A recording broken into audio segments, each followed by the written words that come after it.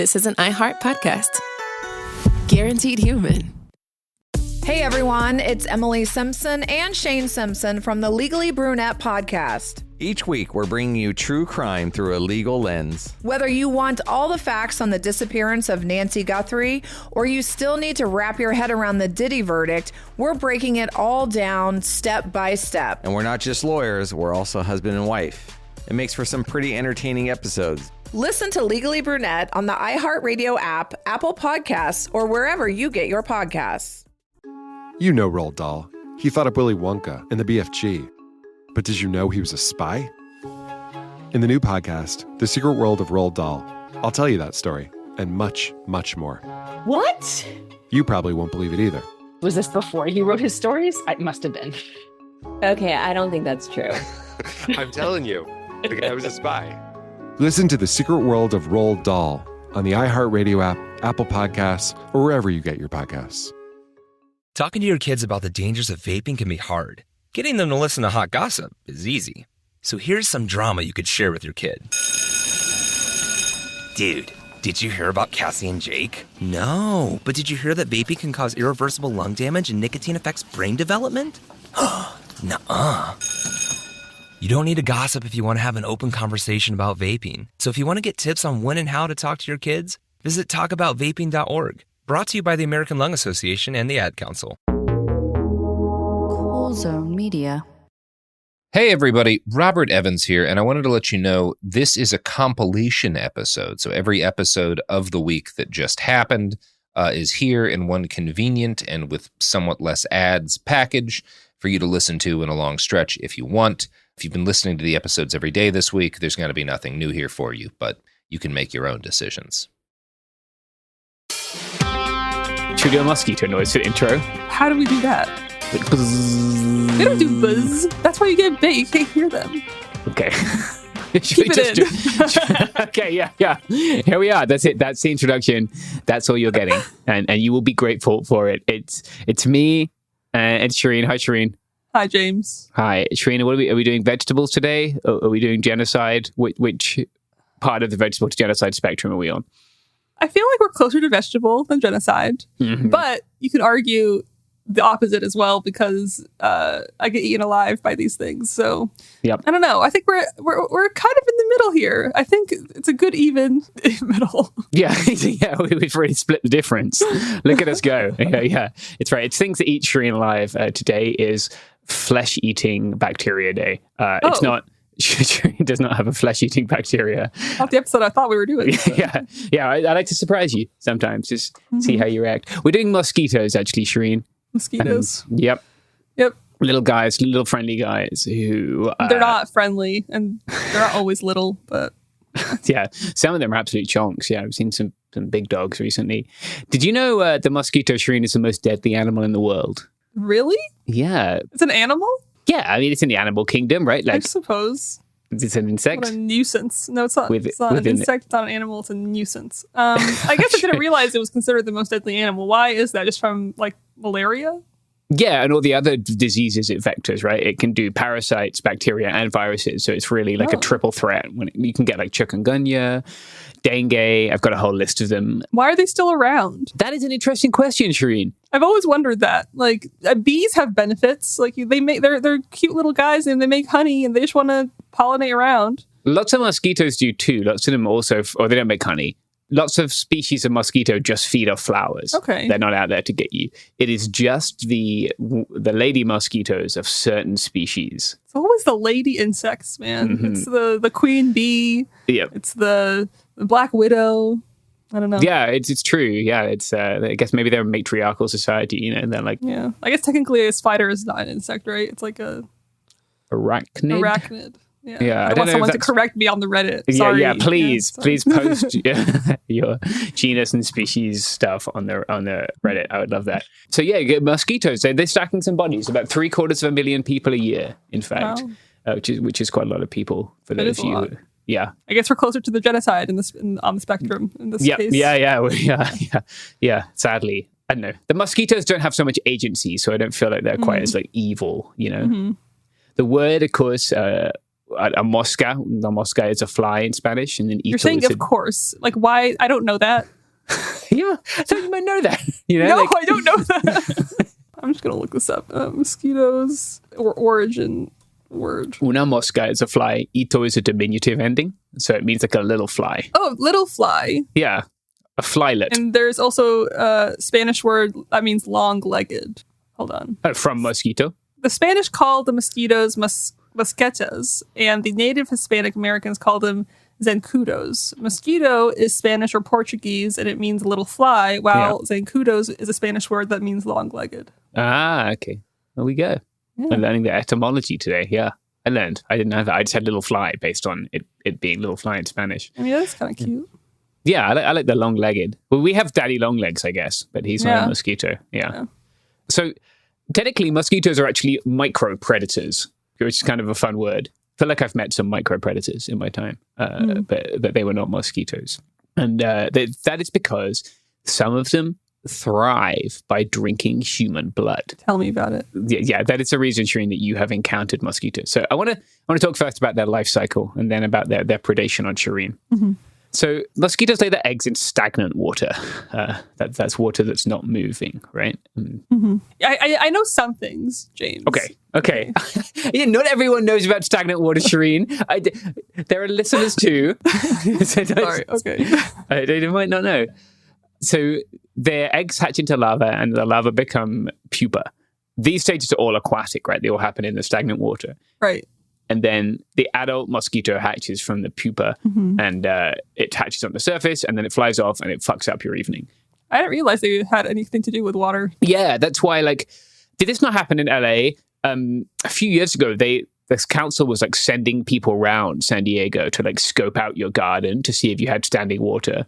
I don't remember. If that did happen, I have no memory of it. It was during garden. Peak, let's see. Maybe that's why. It was peak Zika panic. Oh, that makes sense. That would happen. Yeah, it does. And we definitely get them. I have to put a little ovicide, a thing that kills the eggs, into my chicken water. Oh. If I'm having a big standing thing of chicken water. Yeah. I try and have smaller and I refresh it more frequently now. But yeah, you definitely have to be careful of stagnant water. And as we'll see, one of the main ways to control them is limiting the amount of stagnant water. For some species, only the females of those species are the bloodsuckers. And in some cases, they don't need the blood. And in other cases, to lay their eggs, they need to have a blood meal, as it's called, which is a nice word. That's unsettling. Okay. Yeah. So the mosquitoes that are vectors for human diseases, so they're the transportation vector vehicle for the disease between one person and another. Those are the guys who often need a little blood meal to lay their eggs. They don't only attack people, actually. They sort of have a preferred species, but in a pinch, they'll go after anything with blood.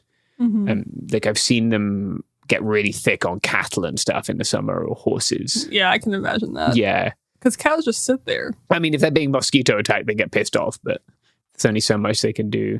In some cases, I think it's horses, equine encephalitis is spread by mosquitoes.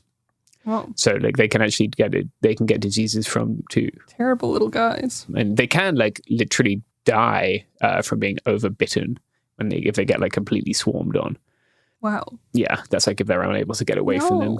Because if you have a water tank, right, and then mosquitoes are breeding in the tank, it's where you want to keep that tank moving.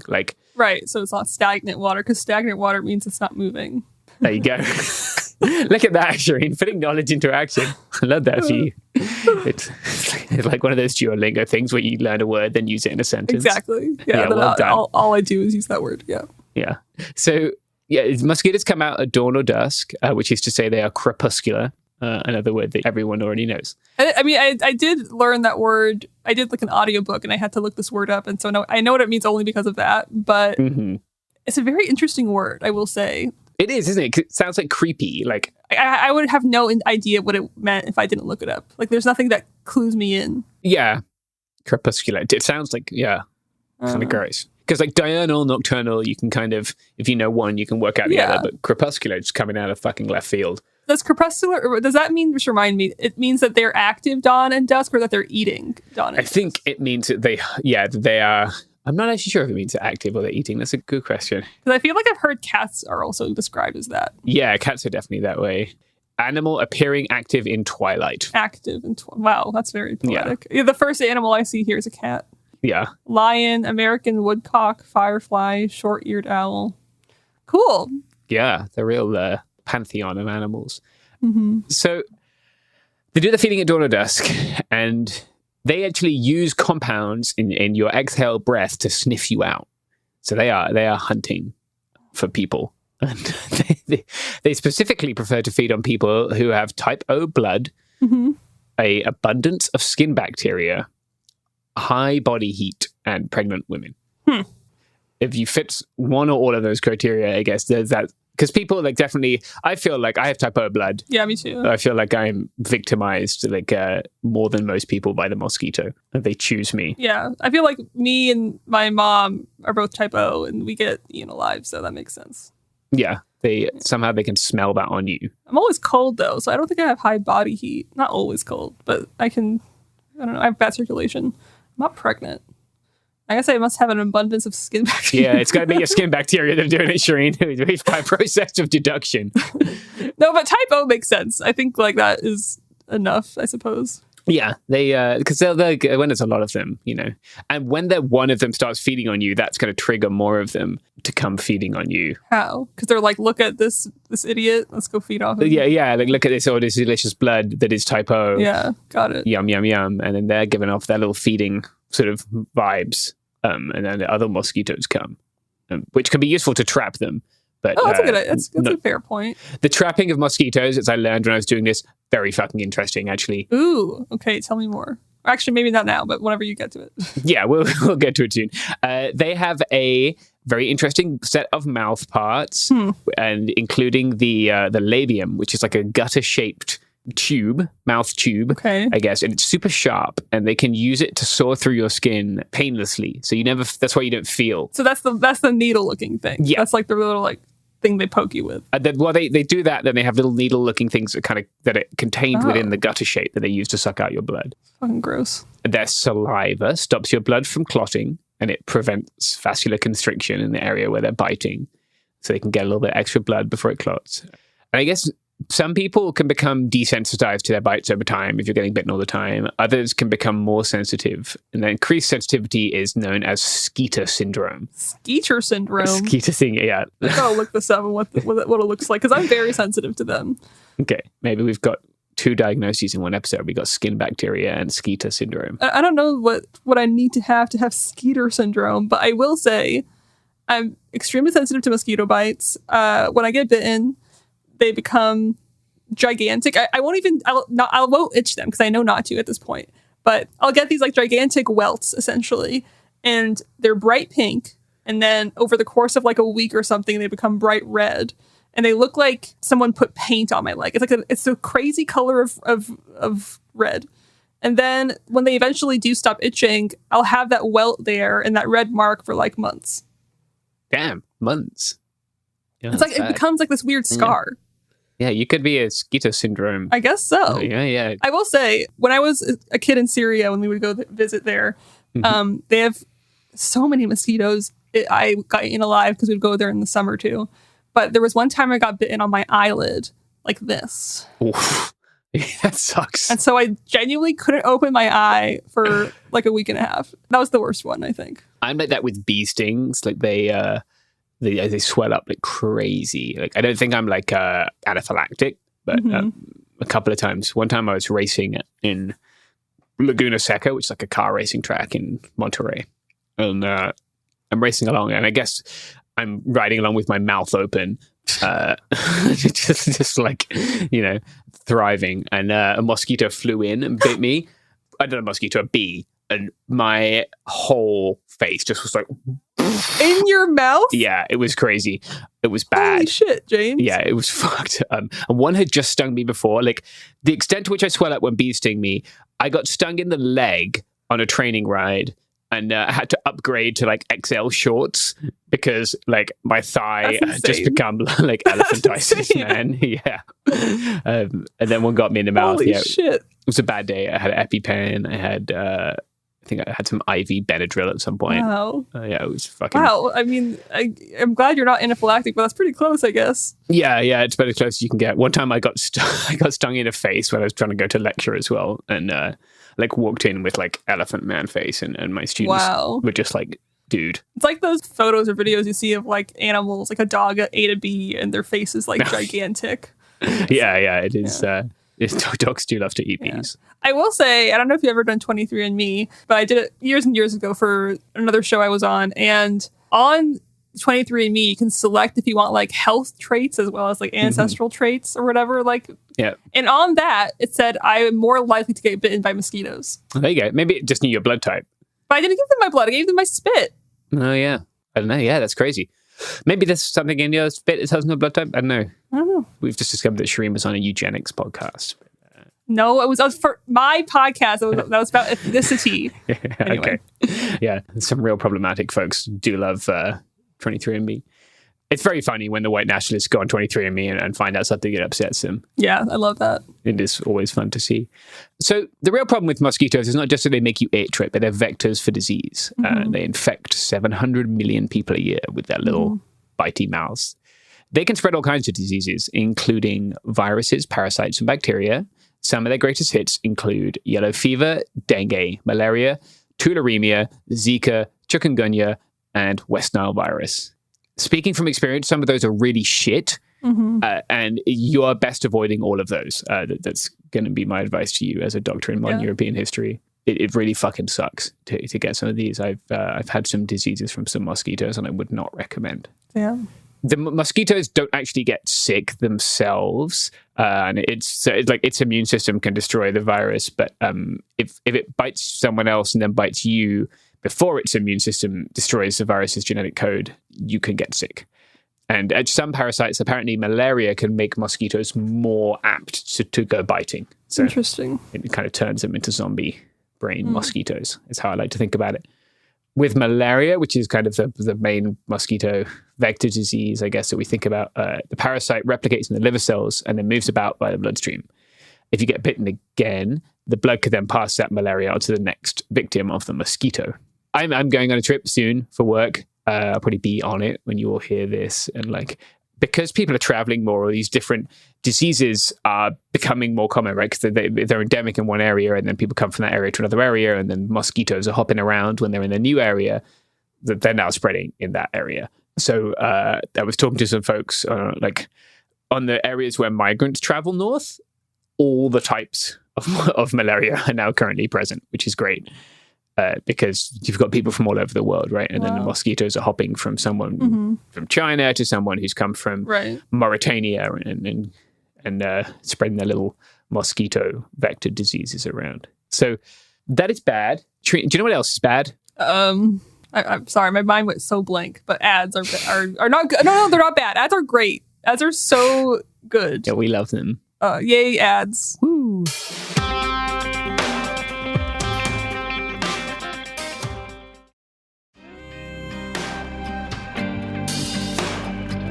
Okay, we're back, and I want to talk about how we stop the mosquito menace. Please, help. So I'm going to talk about eliminating them, and then I'm going to talk about some products and services, actually, that you can avail yourself of. I've been thinking about this a lot recently for work reasons. Right. Yeah, doing some jungle travel in the next few months. So how do we prevent them from biting us? First of all, we can stop them having little useful pools of stagnant water to replicate in, right? This means, if you're like me, one of my friends refers to my my garden as a, quote, Alaska yard, which I think is a way of saying that it's a mess and there are lots of car parts and little things that I am fixing soon, And I guess having an Alaska yard is bad for the mosquitoes. Especially things like tires, right? If you have a big car tire, water pools in there and they can have a little breed in there. Same with buckets. In marshy areas, what people do is they dig ditches that allows water to move so the water doesn't sit completely still. And then introducing certain fish can also help. Certain fish will eat including the mosquito fish, will eat the larva of the mosquito. Okay. Tilapia also do this. So like you can have a nice little, if you're a person who eats fish, a nice little situation where you're reducing the disease burden and also like providing a food source, which is something they're working on. You can drain swamps, of course. Donald Trump famously has drained the swamp. Right. Yeah. What a hero. Mm-hmm. Yeah. No malaria in DC anymore because of Donald Trump. But doing so obviously destroys an important habitat. So like, you don't want to just be draining swamps. I was reading about something in Florida they do called rotational impound management, where they kind of allow water levels to fluctuate. And then they have these clever little gates that mean that other species like the fish and the crustaceans can move about, but they're keeping the water moving to stop the little mosquito eggs from forming. The other way to do it is to try and kill them, right? So there are various ways for doing it. One of them is to create an environment where they would want to lay their eggs, but then have that environment kill their eggs. So there are various like at-home ways of doing this. So like you could like make a stagnant water thing and then blitz up the eggs or filter them out. Or you can put things called oversides in there, which kill the eggs. Some of them also kill the mosquitoes when they come and lay their eggs. You can also use their little hunting senses against them, right? So you can create an environment that attracts them either by seeming like a person or by seeming like a good place for them to breed. And then you can filter out the eggs from where they lay them, right? Or you can kill them when they come in. There are things called larvicides. Maybe that's what I'm using with my chicken thing, actually. They destroy the larva. They're just like little bricks that you dissolve in your water. And there are some pretty low-risk insecticides that you can use. And there are also high-risk insecticides, or at least unpopular insecticides. And this is where a friend of the Cool Zone Media Network, DDT, comes in. Are you familiar with DDT, Shireen? No, they're our friends. Yeah, they're our friends. We love DDT. Big advertisers on the pod. We love them because until about 60 years ago, the US government fucking loved DDT, right? It's an insecticide. They would put it in walls, in mattresses. Whoa. People rubbed their pets with it. For a while, people thought it treated polio. They would even go through towns spraying down whole neighborhoods with DDT, right? Wow. And people kind of became aware that DDT actually isn't a great idea, both for ecological and health reasons. About 60 years ago, when Rachel Carson published a book called Silent Spring, it's kind of one of the foundational texts of the modern environmental movement, right? And I think people often credit like Rachel Carson with being the only person. That's not necessarily true. Like you can look at migrant farm workers actually and see that they have been for a long time being like, I don't think it's great that you're dosing us with this pesticide all the time. Like maybe stop spraying us with the DDT, stop playing the places. I want to quote a really good piece I read in the New Republic on DDT.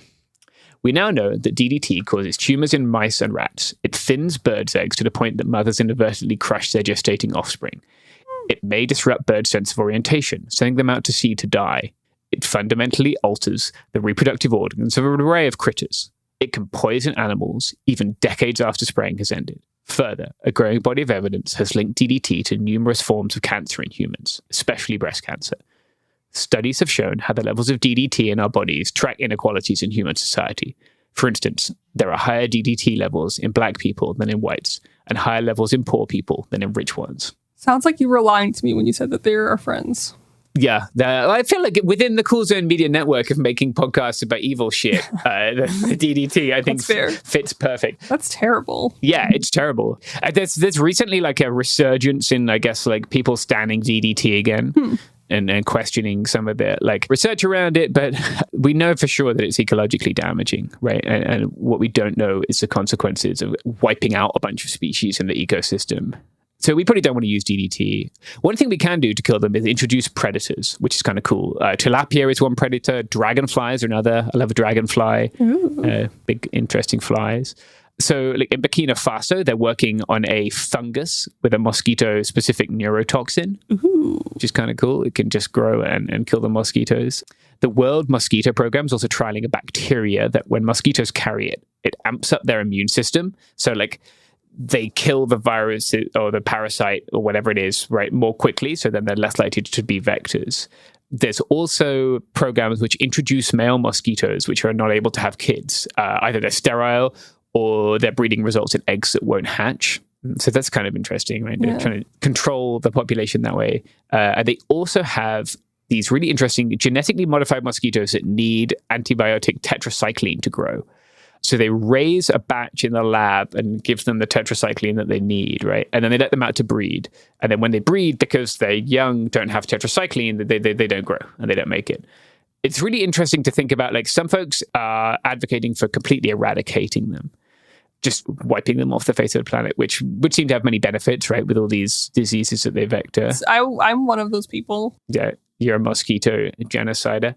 I found this interesting thesis that they're like a forest's defense mechanism against humans. Like if we look at the like the ecosystem's way of being like, get out of here. Yeah, like leave this place alone. Yeah, which is interesting, but like I don't know, it's hard because the people who mostly die from mosquito vector diseases are the people with the least access to resources, right? Right. Yeah. Like even things like, you know, when you're very sick with some of these things, you need to be, you know, kept hydrated and kept cool as your temperature gets up and stuff. And if you don't have AC and maybe you can't get an IV or whatever, like a very preventable death could occur, right? And so it's hard, real hard for me sitting in America to be like, no, we shouldn't. But I guess I understand that argument. But if we go about it by fucking dousing whole areas in DDT again, then that's not great either, right? That can have its that can have its downsides. You know what else has its downside, Shireen? What, James? It's having to pivot to ads every 10 to 15 minutes in this job that we do. So we're going to do it now.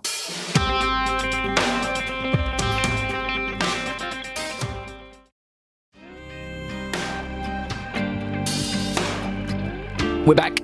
We are entering the final trimester of our podcast, and yeah, do you like that? I like to think of them as trimesters.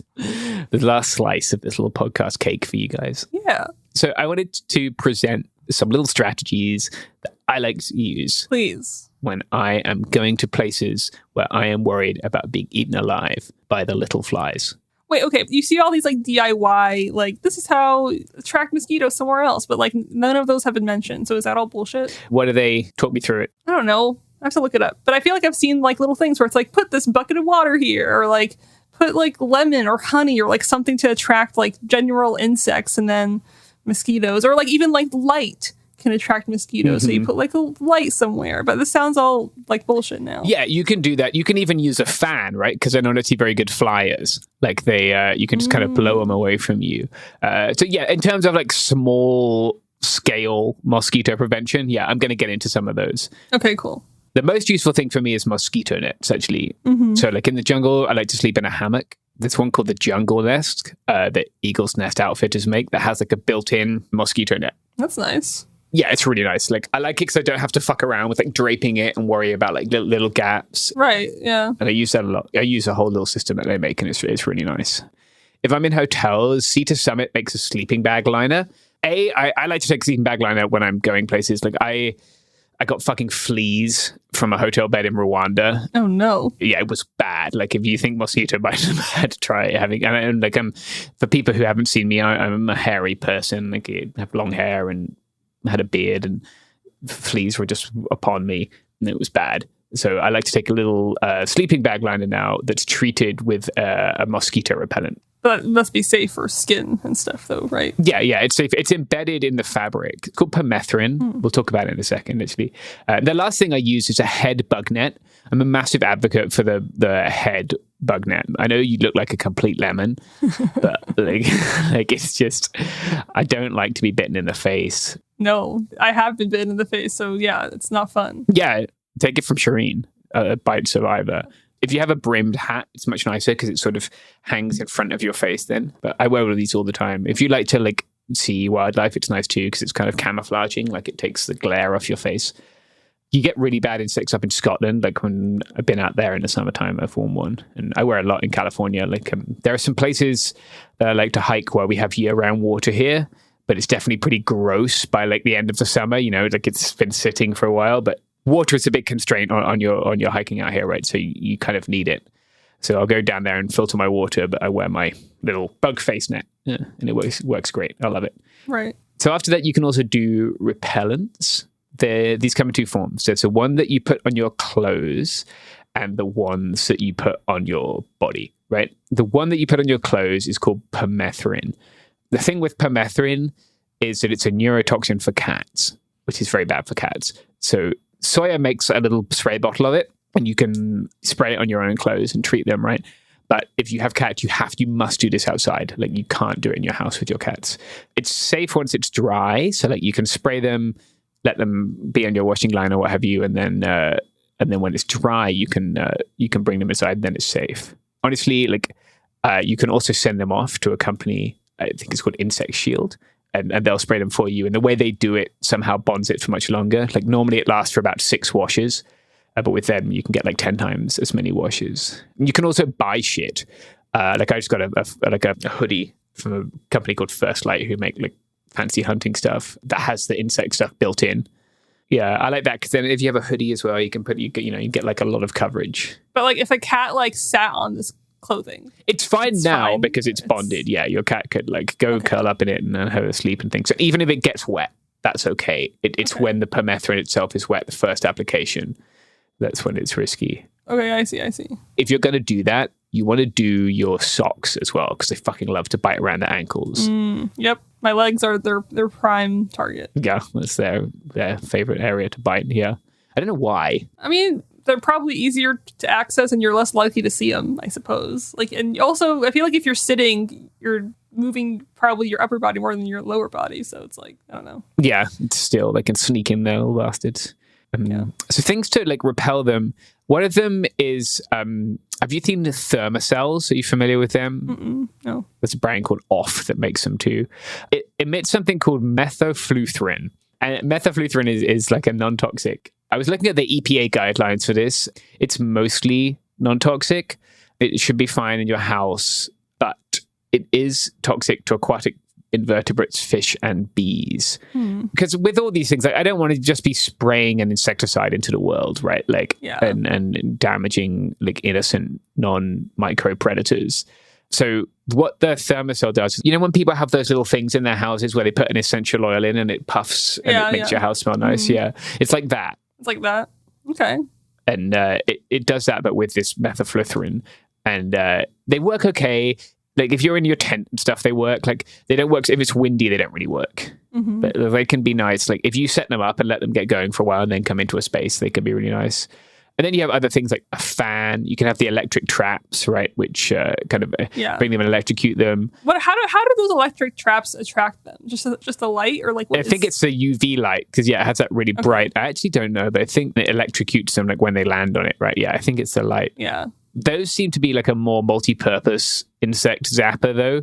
Right. So, like, I've not preferred those. I don't want to be killing everything else. Like, just try and, leave no trace.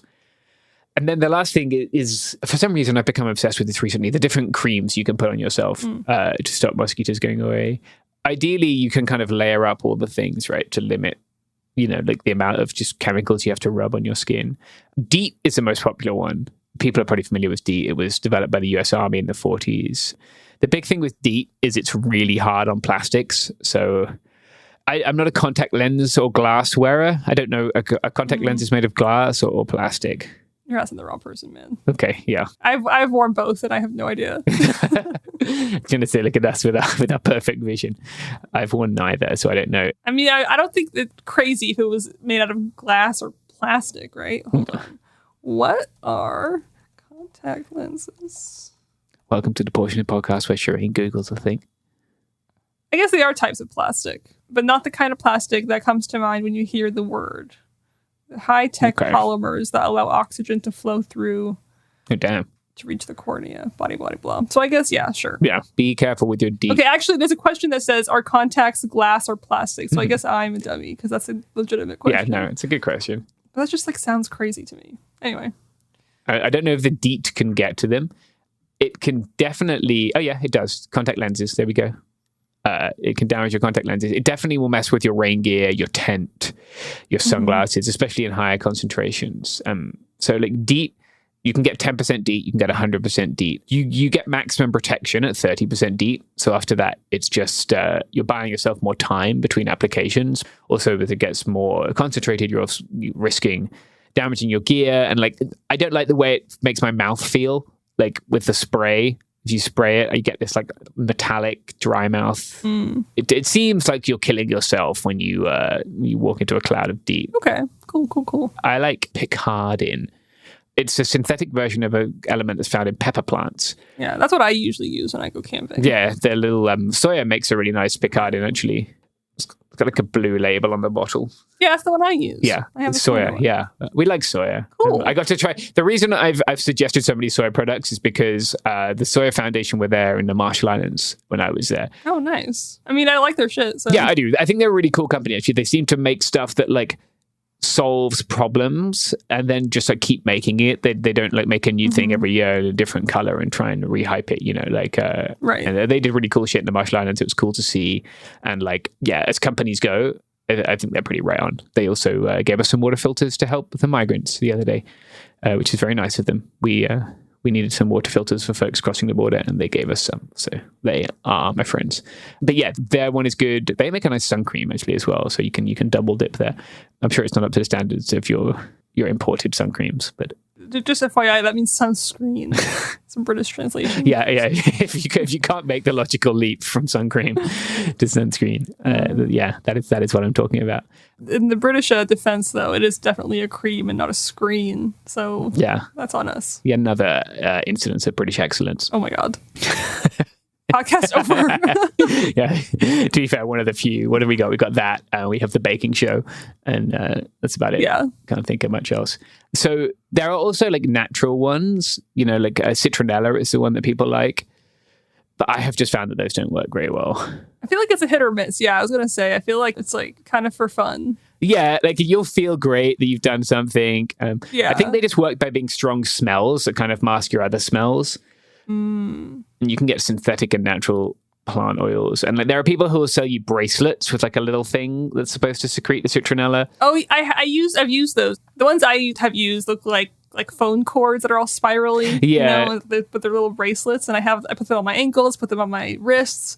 Sometimes they work, and sometimes I look like a dummy. But I don't know. So it was worth. I've tried everything. Yeah. Sometimes I just burn incense and that kind of works. Again, I think just kind of it's a strong smell and the mosquitoes don't like it. Okay. Yeah, that makes sense. Having incense and a box fan is not a bad solution. Like I've done that in places where, nothing else was available. And that's pretty good. But yeah, if you're in a place where this is a problem, and it's becoming a bigger problem, right? The world is getting hotter, the climate is changing, these swampy, marshy areas are drying up, so we're getting more stagnant water and less through flow. Like this is becoming a bigger problem, and our healthcare system is continuing to be fucked and getting worse, certainly in the United States, but also the United Kingdom and other places. So yeah, be careful of the mosquitoes. Remember to do your sun cream before your mosquito cream. Or lotion or whatever you're using. Screen, your mosquito screen. That's all about I got on mosquitoes, Shereen. You got anything to add? No, I think that's a good little summary about what to do for mosquitoes. I hate mosquitoes so much, and I'm one of those people that don't think they should be around. But since they are, I guess we got to deal with them. So yeah, it's nice to know that I use like a good thing. Like I think if I use something that you use, I'm like, wow, I did something right by myself. That's not necessarily true. You're way ahead of me on the sun cream. But no, I think it's helpful to know. I'm sure many people out there are sensitive to mosquito bites, and anything will help if they. I don't know. Yeah. It sucks, and it is getting so hot, and they're everywhere. And now what's really bothering me is that they're getting smaller and harder to see. But they're just as annoying. Yeah, the bite still hurts, even if they're smaller. Yeah. You got to get a really fine mesh for your mosquito nets for that. You can't be using other products. Yeah, I don't have a mosquito net. I should get one. Yeah, get a mosquito net. I love a head mosquito net. It's great. It serves two sums. It stops the mosquitoes biting you. It stops other people talking to you. Wow. It's a great thing to have, yeah. I have seen these videos of someone having a mosquito net on them, and then the mosquitoes, you can see it poking and not being able to reach. It's kind of funny, like mosquito armor. It's very funny. Yeah, exactly. Yeah. But yeah, cool. Yeah. Thanks, James. Yeah, that's fine. It's a podcast brought to you by me hyper-focusing on things, which is what I do. This is the way I deal with my anxiety about going to places which aren't necessarily places people go for fun. Word. All right. Bye. See ya.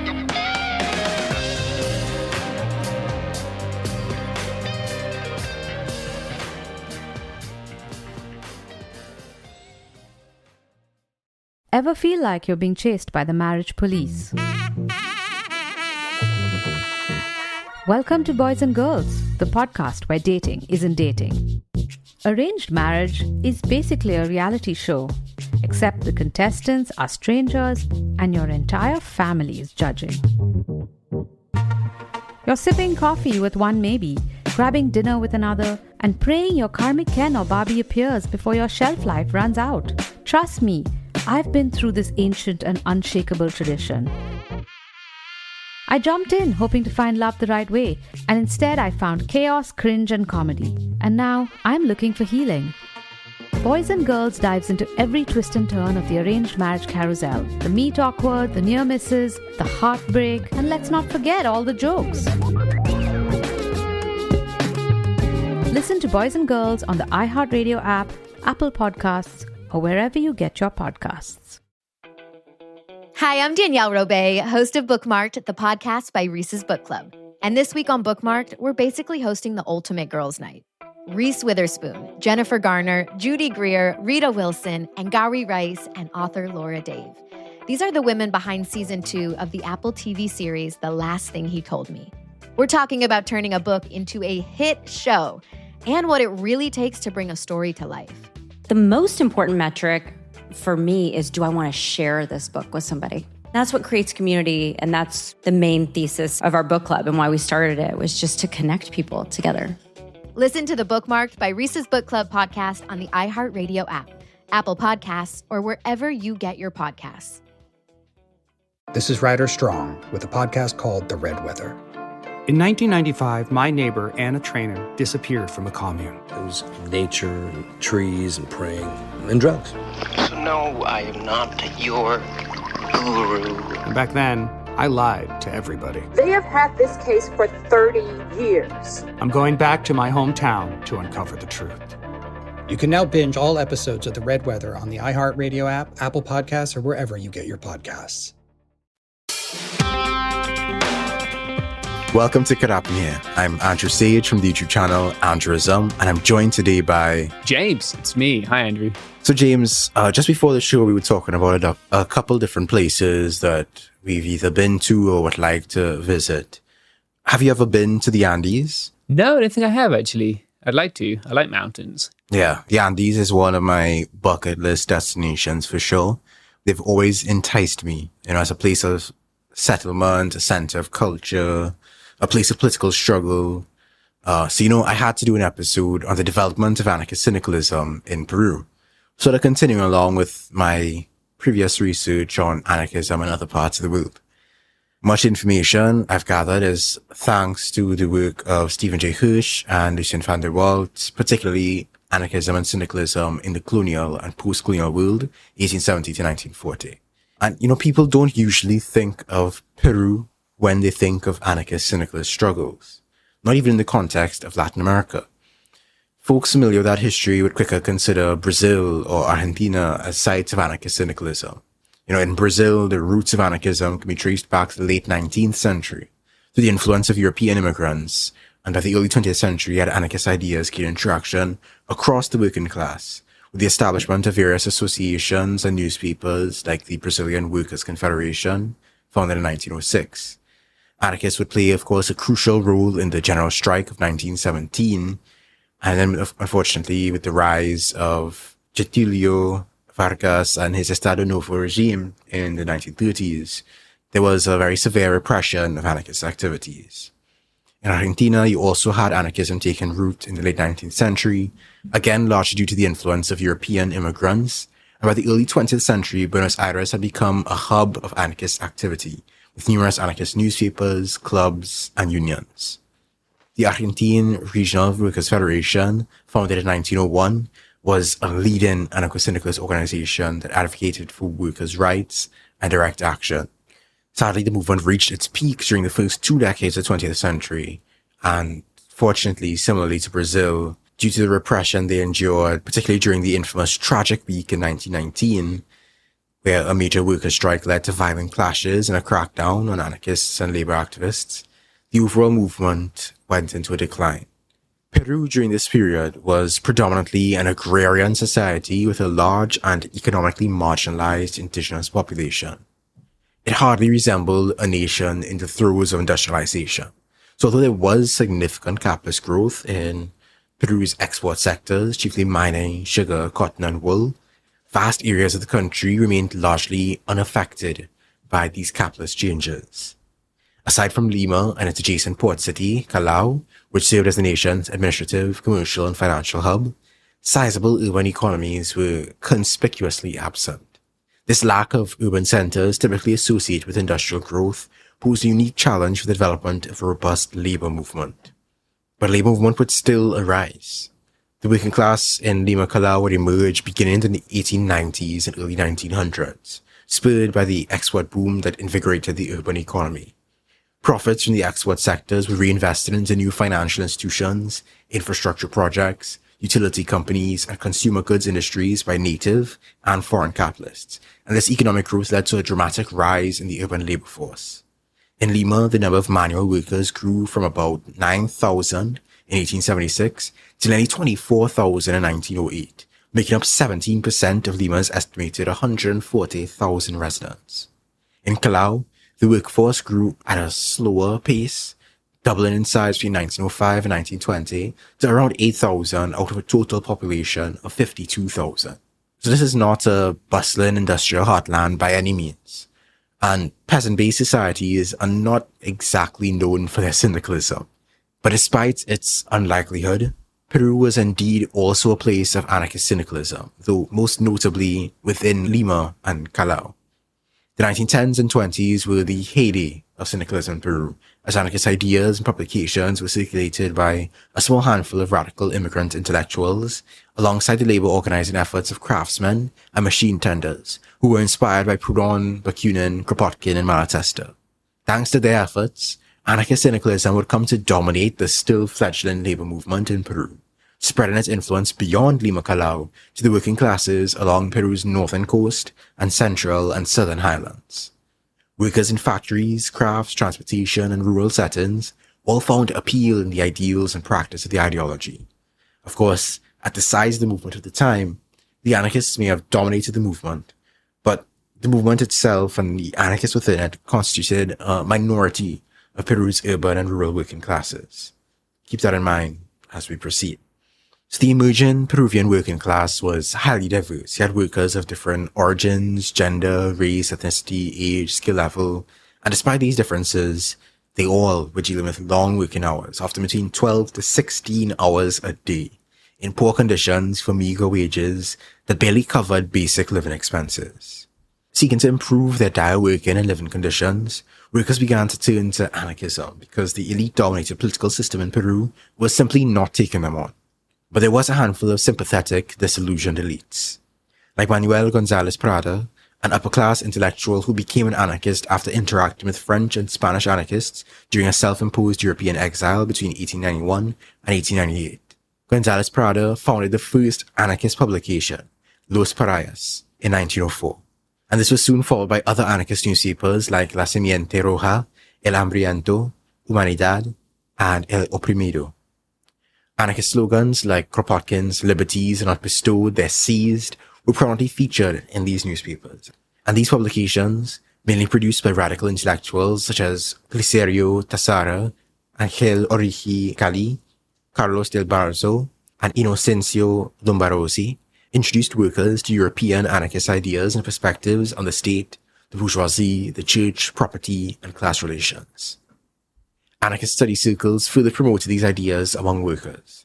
Operated by both workers and radical intellectuals, groups like the Center of Socialist Studies, 1st of May in Lima, and Love and Light in Callao provided spaces for discussing anarchist principles, and these study circles, like the Anarchist Press, emphasized workers' self-emancipation and cultural advancement. And somehow, this man manages to come up in practically every single one of my explorations of anarchist history, that being the Spanish anarchist Francisco Ferrer. He was the guy who kickstarted the modern school movement in Spain and led to the creation of anarchist schools worldwide. And he was also unjustly executed by the Spanish state. Yeah. Ferrer is like a guy I look to a lot. I like to, if you're in Barcelona, you can visit him along with Ascaso and Durruti on Montjuic. They're in the cemetery there. They have like a little area with the three of them. Oh, I was wondering for a second there, because he said, oh, you could visit him. I was like, oh, really? Yeah. Pretty sure he's 6 feet under. Yeah, no, he's immortal. Like they've reanimated him as like zombie for there. Yeah. I feel like The Simpsons did an episode of that with Lennon. Yeah. Fortunately, I'm trying to think. I'm pretty sure that anarchists we have spared the world the embalming of our leaders. Fortunately. Yeah. Fortunately. I mean, his death, though, despite not being embalmed, his death still continues to reverberate across these historical episodes. Across the world upon his death, anarchists went out in their numbers to protest his execution. And Peru was no different. On October 17th, 1909, the Center of Socialist Studies, 1st of May, organized a public protest in response to the execution of Ferrer by the Spanish government. And these sorts of demonstrations were not new to the workers in Peru at the time. In the previous year, an anarchist musical group associated with the center held a performance to commemorate the 1907 massacre of Chilean mine workers. Furthermore, annual May Day celebrations in honor of the Chicago martyrs were also supported by the study circles and the anarchist press. The first May Day celebration in Lima, organized primarily by the Federation of Bakery Workers, Star of Peru, took place in 1905, highlighting international working class solidarity and the struggle for the 8-hour workday, while honoring Peru's first worker martyr. And through the dedication of anarchist leaders, publications, and study circles, the early years of Peruvian anarchism and labor organization laid the groundwork for a movement committed to justice and dignity for all workers. We can say that by 1911, anarchist syndicalism had truly, firmly taken root. Why? Because this was the year of the first general strike in Peru by the urban working class, spearheaded by anarcho-syndicalists. In March 1911, 500 workers at the US-owned Vitarte cotton mill initiated a strike, demanding higher wages, a reduction of the workday from 13 to 10 hours, and the elimination of the night shift. And I found these demands very interesting because I'm imagining even now people back then saying, oh, you know, how lazy can you be? You know, you only want to work 10 hours. Like, come on, some of us are putting in 16, 17, 18 hours. Pick up the slack. Yeah. It is always like these early anarchist demands, you just realize the unfathomable misery of being like part of the industrial working class in the late 19th and early 20th century. Yeah, it's like, can you ease the boot off my neck for like 2 seconds a day? You know? Yeah. It's people fighting and dying, right? To work like the amount of hours that most of us are awake in a day. They would work that much without taking care of any of their family or personal or other needs. It's like, can I please see my family for more than an hour a day? Yeah, absolutely not. No, you must. And then the Pinkertons come out and like, you know? Yes, exactly. Yeah, people are asking for a 16-hour day, and their response is to send out someone to murder them. Yeah, it's ridiculous. Yeah, but I am impressed by their tenacity. You know? Oh yeah, absolutely. Even with what I would consider to be rather soft demands. I mean, a 10-hour workday, higher wages, and the elimination of the night shift. I mean, those are things that some people take for granted today, right? Yeah. But that's something they had to fight for. And their strike lasted 29 days. Oh, wow. That's very impressive, yeah. This has reminded me of, like, I'm working on a book right now, and I've been reading this biography of Durruti for a while that Abel Paz wrote. Mm-hmm. And in Paz's book, where Durruti goes into exile for a while too and travels across South America, and these anarchist schools are being set up along the modern system as envisaged by Francesc Ferrer, and they don't have any funding, right? Because everyone's so dirt poor that there isn't much surplus to contribute to their children's education, and once they've taken care of their subsistence needs.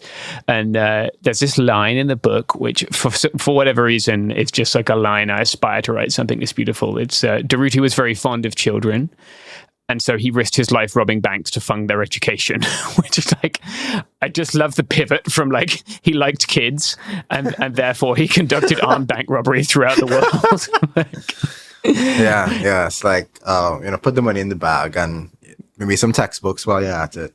Yeah, and like he, at this time, like the anarchists were so pure at this time, and like in their sort of aspirations and in their actions, in many ways, in other ways not, of course. They could not rid themselves of some of their gender assumptions, but they would make an accounting of everything they stole, which is really not, like, if you're involved in crimes and you're listening, it's not a good idea. Don't write down the exact exact amount you stole. Yeah, but he would do it to like prove to everyone that he wasn't stealing for his own personal benefit. He'd be like, we gave this to this school and we bought some textbooks, and like that, they needed school lunches, so we got some sacks of rice and bananas, and like, as you can see, the entire money from this bank heist has been redistributed, and we're off to another country to do the same now. I'm just imagining this guy, like, he's keeping all these records because the anarchist auditor is going to come and, check all his accounts. yeah, exactly. Like, I'm not sure who would like doubt the commitment of the man traveling around the world robbing the banks. But apparently they felt that like no one should be above reproach, which is admirable. Yeah. Yeah. You know what's not admirable, Andrew? Ads. Yeah. It's our obligation to include products and services in these podcasts, but we have to. So here we go.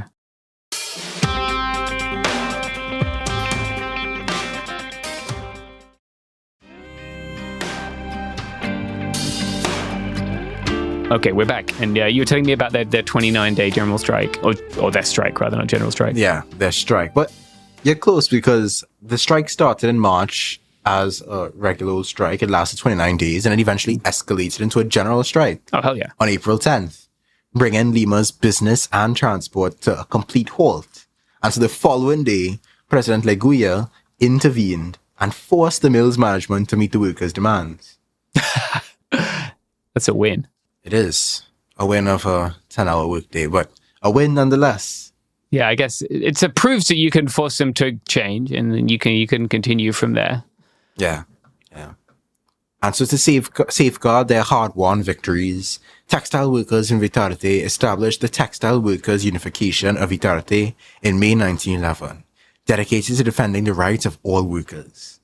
Inspired by Vitarte's example, workers at other major mills in Lima began forming their own resistance societies, dedicated to serving and defending the rights of the proletariat in general and the textile workers in particular. The movement continued to gain momentum in 1912 and 1913. In October 1912, the La Protesta group succeeded in forming the first Workers' Regional Federation of Peru, uniting various worker resistance societies. Modeled after Argentina's Workers' Regional Federation, the FORP, as it was also called, advocated for both immediate improvements and long-term social revolution, aiming to unite workers across Peru. Unfortunately, as is the case with many worker struggles in this time, economic instability and state hostility during World War I led to the dissolution of the FORP in 1916. Thankfully, this setback was temporary. Between 1916 and 1919, anarcho-syndicalists redoubled their efforts, focusing on organizing both urban and rural workers. Following the death of Manuel González Prada in 1919, worker-run union presses emerged, spreading anarcho-syndicalist ideas and replacing earlier anarchist publications. This renewed activity strengthened the labor movement, leading to the establishment of new labor federations and the revival of the FORP. And with the deteriorating conditions during the war years and real wages falling sharply, there had to be a wave of strikes in 1918. The most significant strike occurred in December 1918, when nearly 2,900 textile workers demanded an 8-hour workday. Finally, we're making some progress. Yeah. We're getting there. What I find so interesting about the demand of an 8-hour workday is if we look at their first demand, 1911, they fought to reduce their workday from 13 hours to 10 hours. Right. And then a mere 7 years later, 1911 to 1918, a mere 7 years later. Yeah, they get them down to 8. They go from 10 hours to 8 hours. And by the way, by January 1919, they organized a general strike.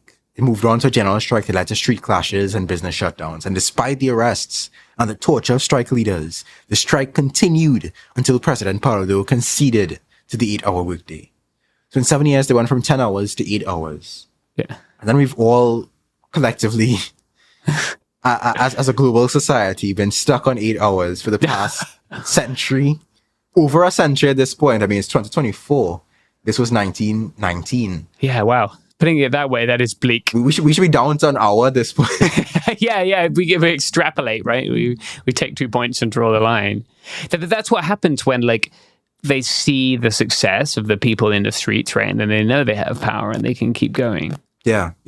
Because they wouldn't have felt so bold as to demand the 8 hours if they didn't fight and win that 10 hours at first, just a couple years before. Yeah, like it's why we have May the 1st as International Workers' Day, right? Like because like the number of rights that we enjoy vis-a-vis our employers and the state were all fought for and won by people who sometimes died in the process. And like, we ought to remember that. I think like sometimes now our organizing forgets how hard fought those were, but also like they won. Yeah. We have not had many dubs in the intervening period. Of course, the state has grown exponentially stronger. Yeah. I mean, the situation has changed. We have to acknowledge that. Yeah.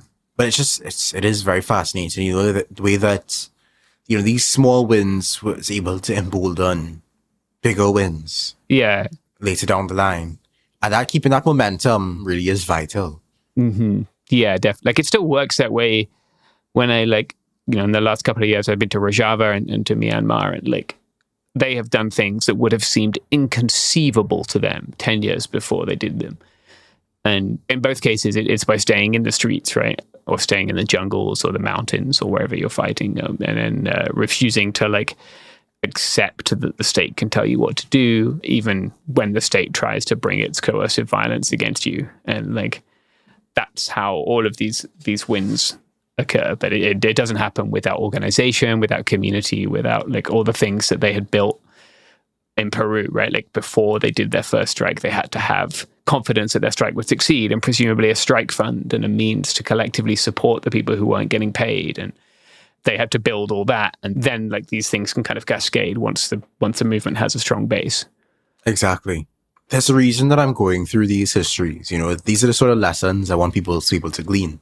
Yeah, totally. I think it can be frustrating otherwise. Like it can be frustrating to be people. I'm not saying people right now aren't trying, because people do a lot and they're working hard, but it can be frustrating until you see that it takes years of building that base, and then things can seem to come quickly, but there's years of work sort of behind the scenes that has to happen first. Absolutely. So in the months following the general strike, workers continue to protest the rising cost of living. Organizers like Adalberto Fonquin and Nicolas Gutara formed the Committee for the Cheapening of Prime Necessities, mobilizing thousands. And I think we definitely need a committee for the cheapening of prime necessities today. Yeah, that's an amazing group. Like, what a great thing. Yeah, fantastic name. When the demands were ignored, and, here we go again, a general strike was declared in May 1919, resulting in violent clashes with the state and the arrests of Gutara and another figure, Carlos Barba. Upon their release, resolve unshaken, Gutara and Barba defiantly addressed President Leguia, stating in part that the populace of today was not the tame one of yesterday, which had silently borne all tyrannies. Sounds like a threat. Yeah.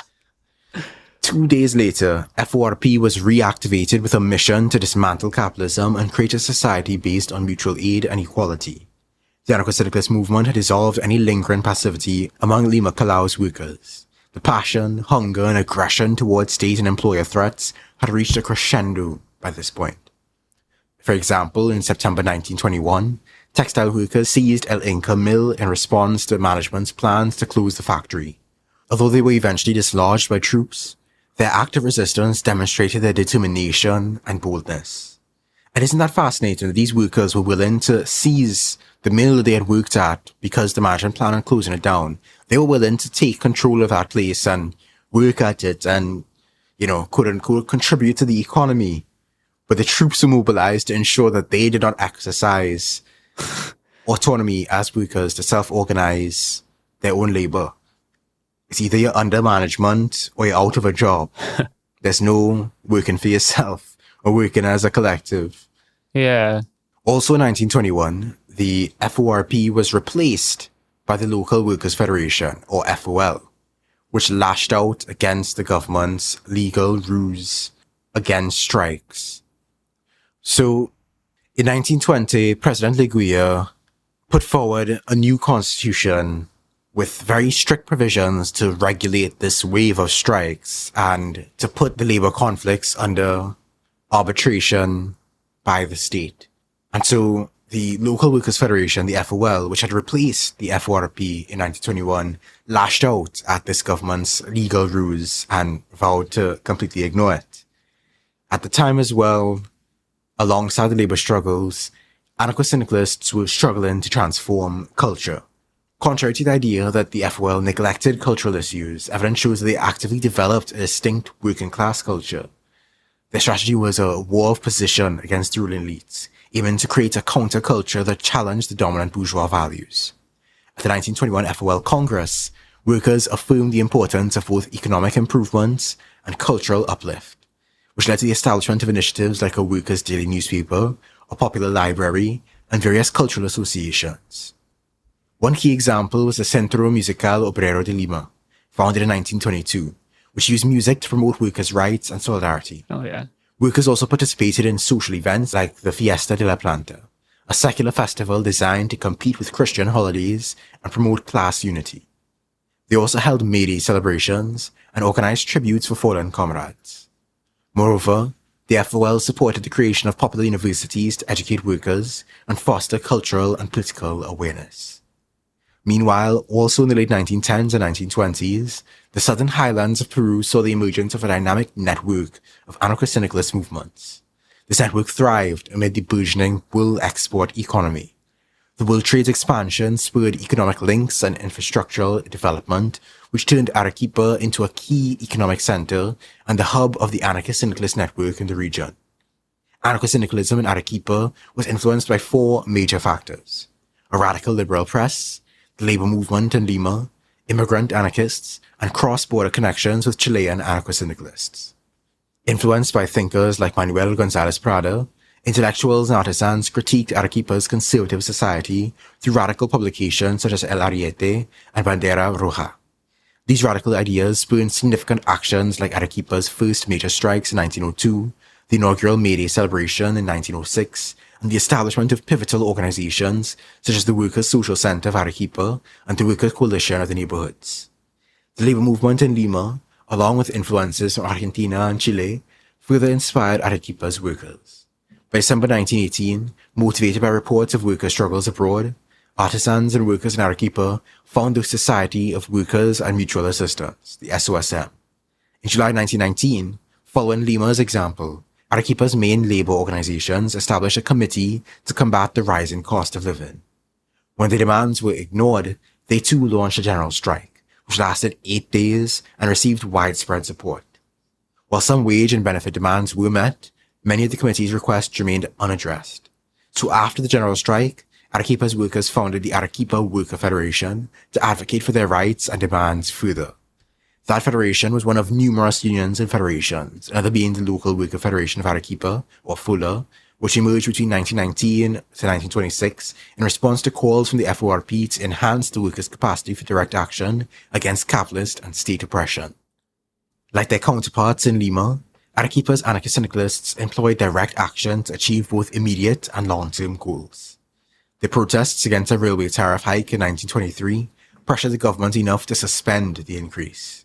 But 1925 was perhaps their most pivotal year, because the Popular Workers' Assembly, which was an ad hoc coalition of anarcho-syndicalist groups from Arequipa and Lima, called for a general strike against the road conscription law, which required adult males to register and to work on unpaid state infrastructure projects for upward of 12 days per year. For the Assembly, this was more than just an unfair law, this was a symbol of the state's utter disregard for the working class. As the strike unfolded, the authorities sought to crush the movement, arresting labor leaders and attempting to dismantle the anarchist organization's influence. But even with only a small industrial sector and a relatively small population, Arequipa's labor movement demonstrated a remarkable level of class consciousness and solidarity. Beyond strikes, they used a variety of methods to build solidarity and consciousness among workers, from worker libraries to football clubs. One key figure in this movement was Ramon Rusiñol, a Spanish architect and passionate anarcho-syndicalist. Arriving in Arequipa in 1919, Rusiñol turned his office into a hub of anarchist thought and activism. His influence was profound as he trained future leaders like Jacinto Liendo and Francisco Ramos, who would become central figures in the labor movement. Rossignol's efforts extended beyond traditional activism. He also founded a popular university in the footsteps of Francisco Ferrer, and it served as a place for workers to receive education and become politically conscious. In Mollendo, a key port city in Peru, the influence of the international workers of the world was particularly strong. Luis Armando Trevino, a key Chilean IWW leader, published a series of influential articles in a newspaper called La Protesta in 1922. He extolled the virtues of the IWW's methods and called for international solidarity among workers. He was best received right in Mollendo, where by early 1925, maritime workers from Chile had established close and secretive ties with the local Peruvian workers. Under the cover of darkness, they held clandestine meetings in an old house on Aile Street. These meetings would lead to the formation of a local IWW branch right in Mollendo. But it wasn't just a meeting of the minds, but of the shared struggles and victories of the workers that cemented these ties. In February 1925, a popular general strike in Mollendo saw workers fighting back against unjust practices by British-owned companies. The strike was a massive success, and the solidarity from Chilean IWW members bolstered the Peruvian workers' resolve. The government's response to the anarchist-syndicalist movement was severe. Fearing the spread of what they saw as Bolshevik ideas, they cracked down hard on the Mollendo labor movement. Security forces were deployed to suppress protests, and activists were arrested or deported to Chile. Of course, government repression efforts were not fully successful due to the resilience of loose, flexible, and decentralized organizing. The seeds of anarcho-syndicalist thought had already taken root. Throughout 1926 and beyond, the labor movement in Mollendo continued to be a site of struggle and resistance.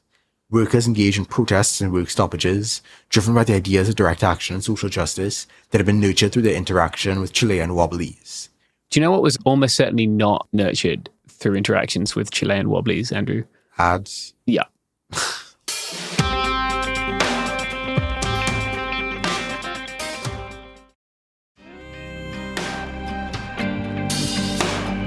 And we are back from the ad break. Beyond the cities, anarcho-syndicalism had a profound impact on the rural indigenous communities. In Cusco and Puno, internal migration and the exchange of ideals led to the rise of a new political consciousness among the peasantry. Carlos Condorena, an indigenous peasant from Puno, became a key figure in the Tahuantinsuyo Pro-Indian Rights Central Committee, the CPIT, where he championed indigenous labor rights and the struggle for better working conditions. His work, along with that of other provincial migrants like Ezequiel Urviola, bridged the gap between the urban anarcho-syndicalists and the rural indigenous communities. Urviola was a passionate advocate for both indigenous rights and the broader anarcho-syndicalist cause, pushing back against the paternalism of the state toward the indigenous community and connecting the struggles of workers and peasants alike. He spoke out against bourgeois pigs, Yankee imperialism, all while encouraging pride in one's indigeneity. Alongside Urviola, Salazar and Ayulo would also guide the CPIT and the Peruvian Regional Indian Workers' Federation toward anarcho-syndicalist ideology, organization, and tactics. Even after his untimely death in 1925, Urviola's legacy continued to inspire anarchists and indigenous movements. Indigenous leaders and activists have been growing fed up with the abusive practices of local authorities and the Gamonales, the rural bosses who exploited the peasants. Pedro Jose Rada y Gama, the Minister of Government and Police at the time, blamed these uprisings on known agitators. He claimed that these agitators were convincing the indigenous people that the road conscription law and other municipal laws were designed to oppress them, even though the indigenous people could see for themselves the effects of the law. Both the anarchists and the indigenous organizers had laid the groundwork, but it was the people themselves who chose not to accept such state impositions. Uprisings broke out across Cusco and Puno. District authorities had to suspend the conscription in several provinces due to the intense resistance. The sheer force of the crackdown was so extreme that the city mayor and the municipal council had to appeal to President Leguia for the suspension of the law, and they succeeded at least temporarily until July 1926. And as soon as the law was reinstated, the the Popular Assembly reignited the resistance. They even went as far as issuing direct threats to the officials enforcing the law, noting that they had the home addresses of the Conscription Council and was not responsible for any potential consequences of their actions. That's definitely a threat. That's definitely a threat, yeah. They also sent delegates to Lima to organize a nationwide campaign against the law, which led to their arrest and sparked even more protests in Arequipa and Lima. Throughout the late 1920s, despite increasing state repression, the anarchists and anarcho-syndicalists did not let up for as long as they could. So, over the first 3 decades of the 1900s, anarcho-syndicalism in Peru spread thanks to a mix of factors.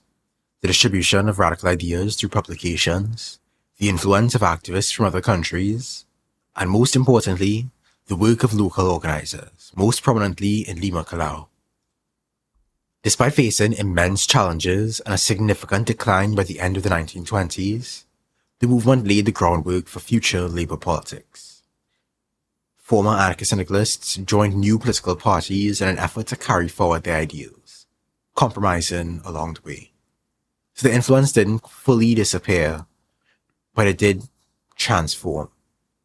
Still, their spirit lived on somewhat in the ongoing fight for justice and equality in Peru, one that continues to this day.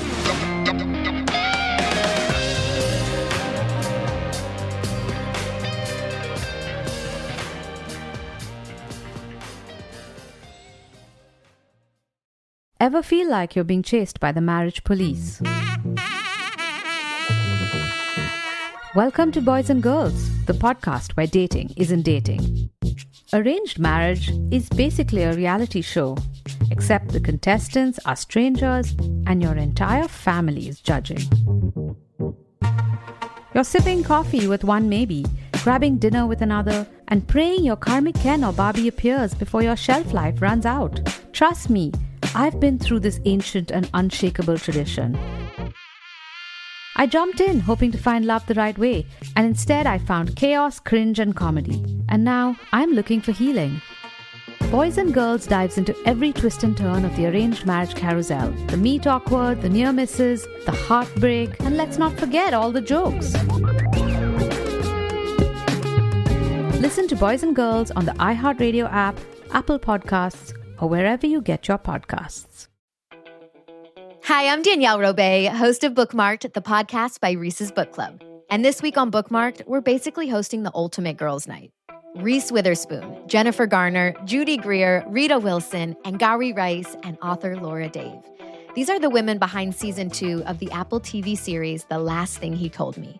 We're talking about turning a book into a hit show and what it really takes to bring a story to life. The most important metric for me is, do I want to share this book with somebody? That's what creates community, and that's the main thesis of our book club and why we started it, was just to connect people together. Listen to the Bookmarked by Reese's Book Club podcast on the iHeartRadio app, Apple Podcasts, or wherever you get your podcasts. This is Ryder Strong with a podcast called The Red Weather. In 1995, my neighbor, Anna Trainer, disappeared from a commune. It was nature and trees and praying and drugs. So no, I am not your guru. And back then, I lied to everybody. They have had this case for 30 years. I'm going back to my hometown to uncover the truth. You can now binge all episodes of The Red Weather on the iHeartRadio app, Apple Podcasts, or wherever you get your podcasts. Hello, podcast fans. It's me, James, and my friend Shireen, and also Shireen's cat, Bunny. Yes. Yeah. She is here. She is here. And ready to pod. Yeah, she loves to cast a pod, and so do we. Today, Shireen, we have the great pleasure of talking about the border again, which is something I talk about a lot, something that politicians also talk about a lot. Today, what I want to talk about is the difference between Kamala Harris and Donald Trump when it comes to the border, because shockingly, there has been a lot of crap reporting on her border stance. There has been some good reporting, and like there's always going to be right-wing disinformation anytime you talk about the border, right? Just today, Border Patrol released video of a woman falling to her death from the border wall. Border Patrol agents stood there for 24 minutes watching her struggle. There was a ladder, and they decided to watch her struggle until she died, as she fell, and then she died.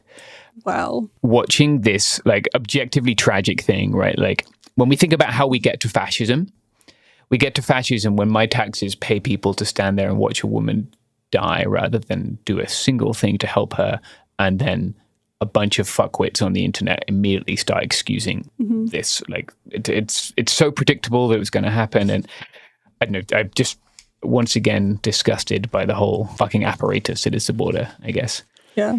So I want to talk about the things that have changed, right? And I want to we'll sort of start by outlining who Kamala is with respect to the border. So ever since she took over from Biden, Kamala has been sort of offering more platitudes than specifics, right? Like, her campaign is mostly based on vibes. Like, I went to her campaign website to see what her stances were on the border. It is not mentioned. I think that's notable. But recently, in some speeches, she did offer some concrete ideas of what her border policy might look like. So I'm going to start with her campaign ad. This ad, incidentally, opens with what I'm pretty sure is a drone shot from Campo, California. I've taken pictures in reverse of that shot hundreds of times. You can find them on my website. Slate bought some of them off me. Maybe a month or two ago. No, not even. Like maybe 2 or 3 weeks ago, I guess. I watched a mother breastfeed her 5-month-old child, maybe a couple of miles from there. It was 105 degrees. Holy shit. We were able to give them water. I saw someone in severe hypothermia, right? Like very hot. We were able to cool them off. I spoke to a Sudanese family who were really struggling with making this long walk they have to make out there. None of that shit made it into the Kamala border advert, right? No, of course not. So I'm just going to play this advert for you, Shireen. On the border, the choice is simple. Kamala Harris supports increasing the number of Border Patrol agents. Donald Trump blocked a bill to increase the number of Border Patrol agents. Kamala Harris supports investing in new technology to block fentanyl from entering the country. Donald Trump blocked funding for technology to block fentanyl from entering the country. Kamala Harris supports spending more money to stop human traffickers. Donald Trump blocked money to stop human traffickers. Kamala Harris prosecuted transnational gang members and got them sentenced to prison. Trump is trying to avoid being sentenced to prison. There's two choices in this election: the one who will fix our broken immigration system, and the one who's trying to stop her. A cop or a clown? Who should we vote for president? And that's exactly it, right? She's leaning really heavily on this, like, I am a cop thing. And, like, we have spent and continue to spend billions of dollars on border cops. That is not the fucking solution. It never will be the solution. We cannot make this giant border so full of cops that it's impossible for people to cross it. People will still cross it because cops ain't going to go to the middle of the desert because, you know, inherent in being a cop is also being lazy. So I want to play some stuff that she said in Atlanta this week. So here is my pledge to you. As president, I will bring back the border security bill that Donald Trump killed, and I will sign it into law and show Donald Trump what real leadership looks like. Oh, fuck off. Yeah, so I'm going to subject you to some Kamala and some Trump today. It's okay. I signed up for this. Okay, so here's another one of her, and this I think is really telling, right? Where she is bragging about the most conservative Republicans supporting her bill. Donald Trump, on the other hand, has been talking a big game about securing our border, but he does not walk the walk. Or as my friend Quavo would say, he does not walk it like he talks it.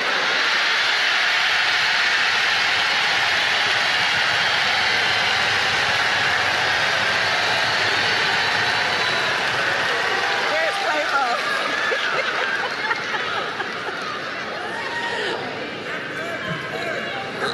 So look, our administration worked on the most significant border security bill in decades. Some of the most conservative Republicans in Washington, D.C. supported the bill. Even the Border Patrol endorsed it. So I'm going to read some transcripts from that speech as well. This is pretty much the only point of data we have on her proposed border policy. So we're going heavy on this speech that she gave in Atlanta at a rally, right? Mm-hmm. I went after transnational gangs, drug cartels, and human traffickers that came into our country illegally. I prosecuted them in case after case, and I won, Harris said. Donald Trump, on the other hand, has been talking a big game about securing our border, but he does not walk the walk. That's what you just heard, right? And then she goes on to reference Quavo, which is cool than normal. So let's talk about that leadership, and let's talk about the bill she's proposing, right? This is a bipartisan bill that was proposed last year and that didn't succeed, right? It's the one that Democrats are making a big fuss about Republicans killing the border bill. It's one of the only good things they've ever done, actually, because it represented a massive rightward swing from where Democrats have previously been on immigration. In the bill, DHS could close the border if Border Patrol encountered 4,000 or more migrants on average over a 7-day period. The border would then have to be shut down if encounters reached a 7-day average of 5,000 or if they exceeded 8,500 in a single day. Does that happen? Are these numbers realistic? Yes. Well, a really important thing to remember when we talk about these numbers is, did you notice that it was phrased as encounters, not people? Oh. So this is a thing that is apparently impossible if you write for a fucking broadsheet corporate legacy newspaper to understand. An encounter does not represent a unique individual.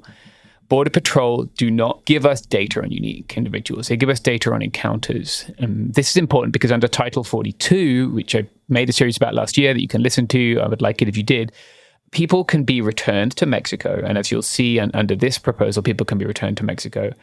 And then they will try and come back because most of the people coming to our border are not from Mexico, nor do they have roots in Mexico, nor can they be safe in Mexico.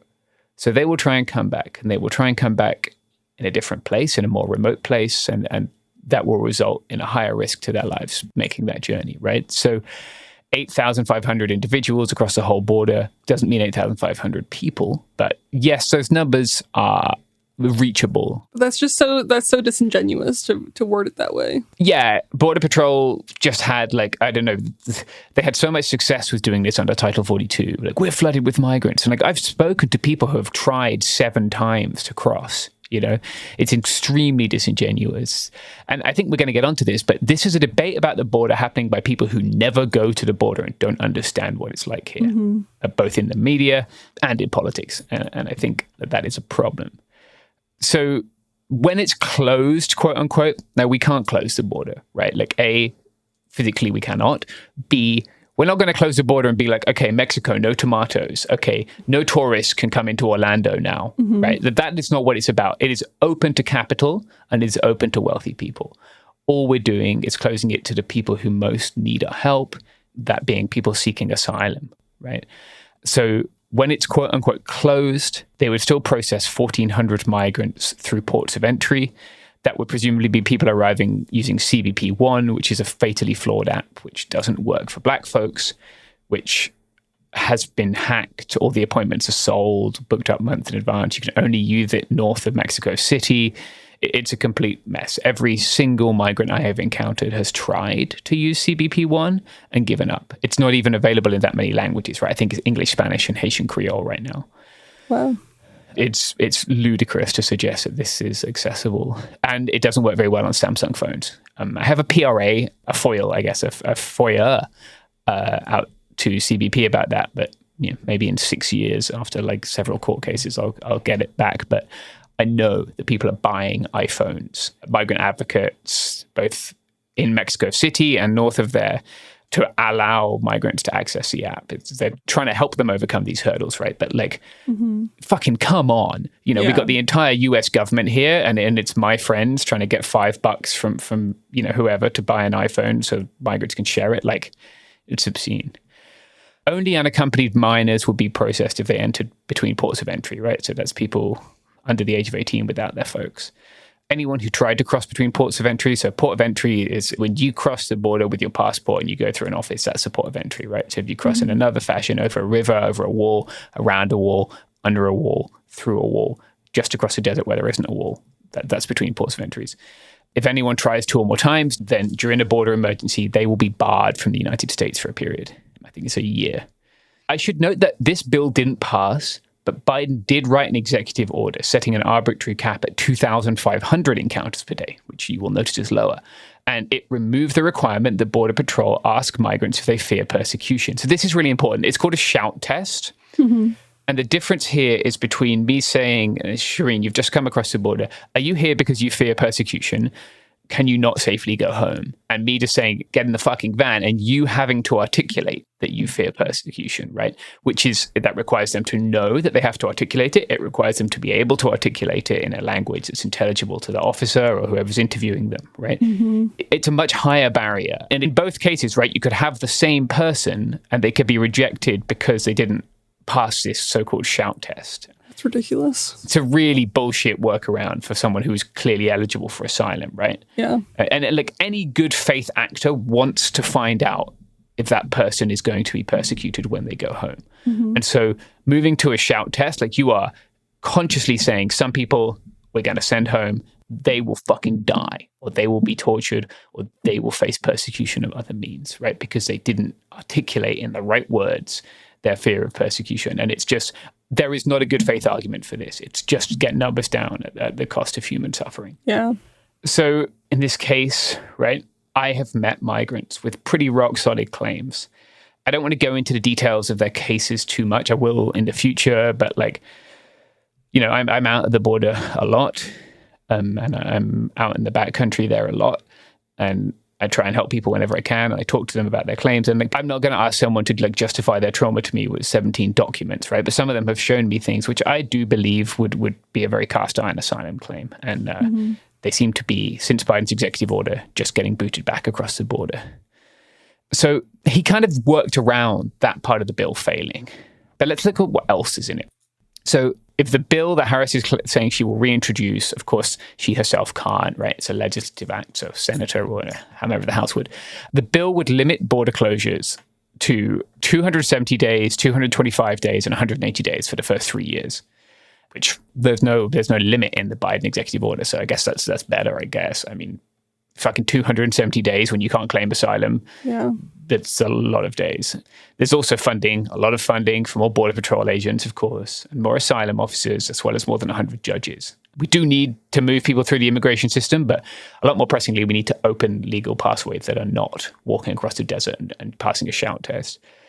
It would mandate detaining migrants if they try to enter the US outside of ports of entry pending their asylum claim. So this is really big, actually. It's going to result in a massive increase in the amount of asylum detention beds we need. The bill contains funding for another 10,000 more beds. We'll probably end up needing more than that.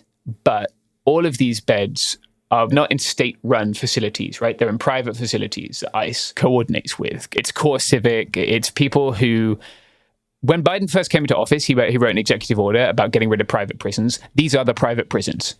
This is how we reallocated money to those same people doing this terrible thing, right, which is locking people up for profit. I've heard terrible stories about the conditions in some of these detention centers. And this is the guy who ran on and bragged about closing down private prisons, sending more money to private prisons just for migrants, not citizens, because apparently their rights don't matter as much, their lives don't matter as much. Talking of things that don't matter, Shireen, should we take an ad break? That was beautiful, James. Thank you.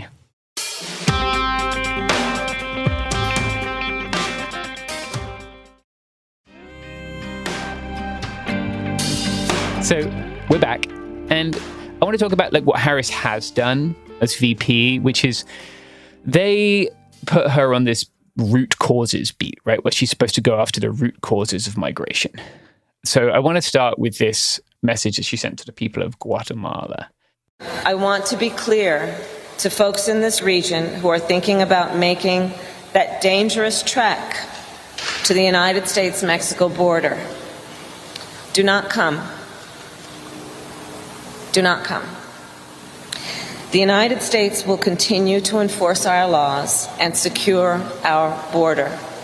There are legal methods by which migration can and should occur. But we, as one of our priorities, will discourage illegal migration. And I believe if you come to our border, you will be turned back. Do not come. Yeah. I think I've seen that before. Yeah, she took a lot of shit for that one, rightly. Understandably, yeah. Yeah. This is not the only time the Biden administration said this, by the way. They were tweeting "Do not come" in Haitian Creole in 2021 from the embassy of the United States in Haiti. This has been their message and continues to be their message. Now to the ongoing crisis down at the southern border, the focus of Vice President Kamala Harris's first overseas trip since taking office. She heads to Mexico today after spending yesterday in Guatemala, where she announced several initiatives and delivered a message to potential migrants there: do not come to the United States.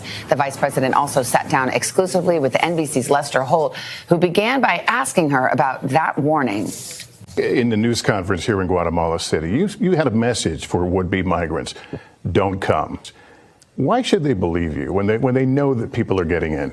I've been working on this issue for a very long time, and the kind of violence and danger that is associated with that trek, especially when we're talking about from Guatemala through Mexico to the United States, it is extremely dangerous. We are looking at a situation where people are fleeing because of hunger, because of the hurricanes, because of the pandemic. So the reason I am here is to address those issues, knowing that the people who are here for generations, they want to stay. They don't want to leave, but they need opportunity. They need assistance. They need support. Americans don't see a lot of that on a daily basis. What they do see at their own border, children being lowered over fences, children coming in with, phone numbers stenciled on their hand. Yeah. And so the question has come up, and you heard it here, and you'll hear it again, I'm sure. It's why not visit the border? Why not see what Americans are seeing in this crisis? Well, we are going to the border. We have to deal with what's happening at the border. There's no question about that. That's not a debatable point. But we have to understand that there's a reason people are arriving at our border, and ask what is that reason, and then identify the problem so we can fix it. Okay, so all of this was while the Biden administration continued to defend and enforce Title 42. If people haven't listened to the series I made about Title 42, I know I've said that twice, but there's 2-3 hours of me explaining Title 42, so that will explain it better than I can in 20 seconds here. Title 42 is a public health law, and the idea of Title 42 is to prevent people with tuberculosis coming into the United States. An element of Title 42 of the United States Code contains this. The idea was never to use it as a de facto block on asylum, which is what the Trump administration did for a year and the Biden administration did for nearly 3 years. Right? The Biden administration did it for much, much longer. This ended in May of 2023, and it was used, they called it catch and release, right? It was used to bounce people straight back, as we spoke about before. Catch and release. It's like you're just literally like an animal practice, Right, yeah. These people are fucking fish. Yeah. And I don't like doing that to fish, personally. You shouldn't stress out a fish. It's just vibing down there. Don't ruin its day. So later in that same interview, she was very defensive about her failing to visit the border. But I think there are very reasonable questions. Sometimes these criticisms are used in bad faith by Republicans. So is everything, right? It doesn't mean that we shouldn't talk about this. We should. I didn't see a single elected official from the Democrat Party. I guess fucking Jim Desmond turned up, but I wish he wouldn't. He turned up, told lies about who paid for the aid, and then forced his intern to apologize for it when a bunch of people turned up at his office. Really great integrity. I didn't see a single Democrat for the months that Border Patrol held thousands of people in open-air detention without food, water, or shelter. And for the months that my friends and I took care of them. Instead, what Harris was doing was trying to connect business leaders with economies in Central America to, quote, create jobs, right? She had some success with a Japanese car factory in Guatemala and a Swiss coffee processor, buying more beans and committing to more coffee purchases, right? But this shit does not work, and it has never worked, right? Obviously, my position on global economics is not the same as hers, but we can't trickle down the causes of migration. We can't do this with a rising tide levels all boats GDP stuff. Even if we do buy this kind of Freakonomics tier bullshit, it doesn't matter, because the change is going to take decades to come, right? You can't just change a national economy, change deals with unemployment, with violence, with state violence, with non-state violence overnight. And it's very likely that the pace of climate change alone will outstrip any benefits that these programs provide, right? Because we are seeing increasingly people coming from countries that are the most impacted by climate change to countries like the United States, one of the countries that has made the largest contribution to the climate change, right? But this idea of like trickle-down economics to stop migration, it doesn't address the issue that most of our migrants are no longer coming from the places she's going, right? So she's worked pretty extensively in the Northern Triangle, Guatemala, Honduras, and El Salvador. These are places which sent a lot of migrants maybe in the earlier Obama administration, but that's not the case anymore, right? Those are not typically places I see migrants from, right? I see migrants from Venezuela, and we're going to get a lot more of those. I see migrants from Turkey, many of them, but not all of them, Kurdish. I see migrants from North Africa. I see migrants from the Sahel. I see migrants from India. I don't particularly see people from the Northern Triangle. So the idea that like lifting the economy in the Northern Triangle is going to move the needle, it's just not. Yeah. Even if we buy the idea that it's possible, and I don't think it is. So that's Kamala. Let's take a look at Donald Trump. And I guess I should give people a trigger warning. I'm only going to include a little bit of Donald Trump audio here, but yeah, you can tap the skip button if you don't want to hear Donald Trump talking. So Donald Trump's policies largely are in response to things that are not real or proposing things that the president or Congress cannot do, or that the president cannot do without the support of Congress. So his first thing is talking about ending birthright citizenship. This is not a thing that he can do by executive order, right? This is an amendment to the Constitution that requires an amendment to the Constitution to pass it back. Now, you can amend the Constitution, but I don't think you'd ever get support for ending birthright citizenship, right? This has been the case since after the Civil War, and it exists to stop people disenfranchising the children of formerly enslaved people. Under Biden's current policies, even though these millions of illegal border crossers have entered the country unlawfully, all of their future children will become automatic U.S. citizens. Can you imagine? They'll be eligible for welfare, taxpayer-funded health care, the right to vote, chain migration, and countless other government benefits, many of which will also profit the illegal alien parents. This policy is a reward for breaking the laws of the United States and is obviously a magnet helping draw the flood of illegals across our borders. They come by the millions and millions and millions. So another thing that Donald Trump wants to do is do away with the diversity visa program. Are you familiar with the diversity visa? No. I'm going to say no. Okay. I'm familiar with it, but not enough to like know what it is in detail. So please tell me, James. Okay, I would love to tell you, Shireen. The DV program, I will avoid using that acronym actually, because it could be an unfortunate misunderstanding. Yeah, we're just sending cops all over the world. That's what. Yeah.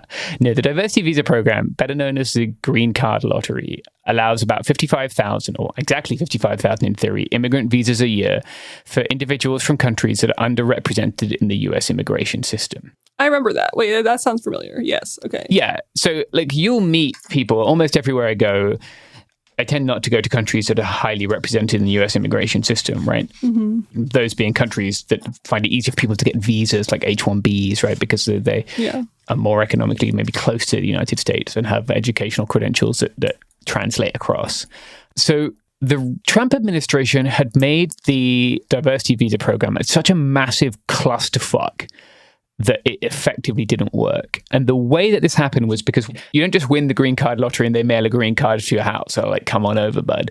You win the lottery and that gives you the right to go to the embassy to do an interview. And then you make the application, right? Then they check you off on any checklists that you might be on, all the stuff that would normally apply to a migrant. It's not like an amnesty visa. And what the Trump administration did was make it very hard for these people to get these appointments, especially during COVID. And this has been the case with the Biden administration as well. They get the lowest priority now. They can book an appointment, but other people's stuff gets to sort of overtake them in the line, right? Because you only have a year from receiving it to claiming it. De facto, this means that people don't get it, right? So we are not, 55,000 people are not coming because of the diversity visa. Even if they were, this is not very many people. And it's just Trump. I don't know, maybe he saw the phrase diversity and became triggered, but it's a weird little bugbear like, which I guess if he can focus on weird little things, but still, the diversity visa is great. The people I know who often most deserve visas, people who can't even afford to make the trip, right, to walk here, or, you know, if you're not in the continental Americas, it's a lot more expensive. You have to fly. I guess you could take a boat, but some of those people, I mean, my friend who drove me all around Iraq is applying for a diversity visa, and like, I really hope he gets it. Lovely man. Trump also has this bugbear about DHS paying benefits to, quote, illegal aliens. Mm-hmm. Crooked Joe Biden is running a nonstop conveyor belt importing illegal aliens from all over the world into our country, and the Biden Department of Homeland Security is abusing its so-called parole authority to give them more governmental benefits than many law-abiding citizens, including our vets. Our vets are being taken advantage of. Our citizens are being taken advantage of. It's very unfair, and it's not going to stand. The Department of Homeland Security doesn't pay any benefits to anyone. I guess it pays like Border Patrol agents and people who work for it, but it's not giving anyone public benefits, right? Undocumented people are normally ineligible for most benefits. Even people who do have legal status, and he consistently conflates asylum seekers with undocumented people, right? Maybe because he genuinely doesn't know the difference and doesn't care to learn the difference. Even people who have legal status face a range of hurdles. Like sometimes they have a 40-quarter work bar, for example, right? So that means you have to have been working for 40 periods of 3 months consecutively. Again, this is kind of, he might be talking about something called the public charge rule, which can interfere with your citizenship or visa application if you've taken certain times of benefits. So maybe he's looking to make that a little bit broader. But again, it's really unclear, and it's kind of a lot of identity politics grifting. The next thing is, we're getting towards QAnon territory now. Great. I will use Title 42 to end the child trafficking crisis by returning all trafficked children to their families in their home countries and without delay. And I will urge Congress to ensure that anyone caught trafficking children across our border receives the death penalty immediately. And that includes also for women, because women, as you know, are number one in trafficking. Children are actually number two. This is some weird shit, first of all, right? But he talks about using Title 42. This is not, as I've talked about 3 times now, what Title 42 is for. It's very obvious that he thinks Title 42 is immigration law because he very obviously used it as that, right? He was not using Title 42 to stop people getting COVID because he did square root fuck all to stop people getting COVID, right? And there were not exemptions for vaccinated people. It's very obvious that they used Title 42 cynically as an immigration law. That is not what it is. Also, deporting someone back to the situation they were trafficked from, maybe not smart. Like maybe especially a minor who is trafficked here, maybe we could help them. You know, one of the richest countries that humanity has ever seen, maybe not just bumping them straight back to that country. Yeah. Maybe showing a little bit of compassion. Human trafficking is a problem, but this is not the solution. So Harris kind of touts her prosecutorial experience when she talks about human trafficking. She's actually been better than some at not punishing people who were trafficked, right? So I was reading that at one point she asked prosecutors not to use the term teenage prostitute because, like, that's not really a thing. What we're seeing there is somebody who is being trafficked, right? Or somebody who has been victimized, taken advantage of, manipulated. And seeing them as perpetrators is fundamentally missing the fucking problem. And this is what the legal system does far too often, right? It goes after the people who are the victims, not the criminals.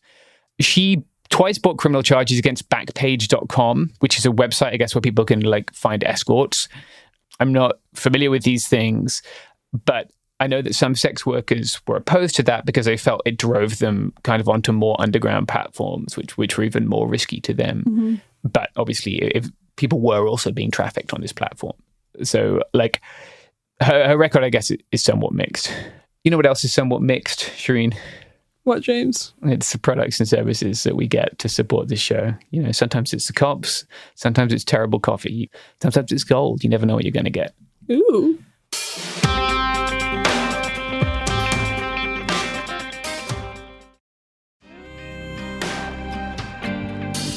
We are back. And we are back to one of Donald Trump's oldest chestnuts. And that would be his stupid wall, right, that he wants to build.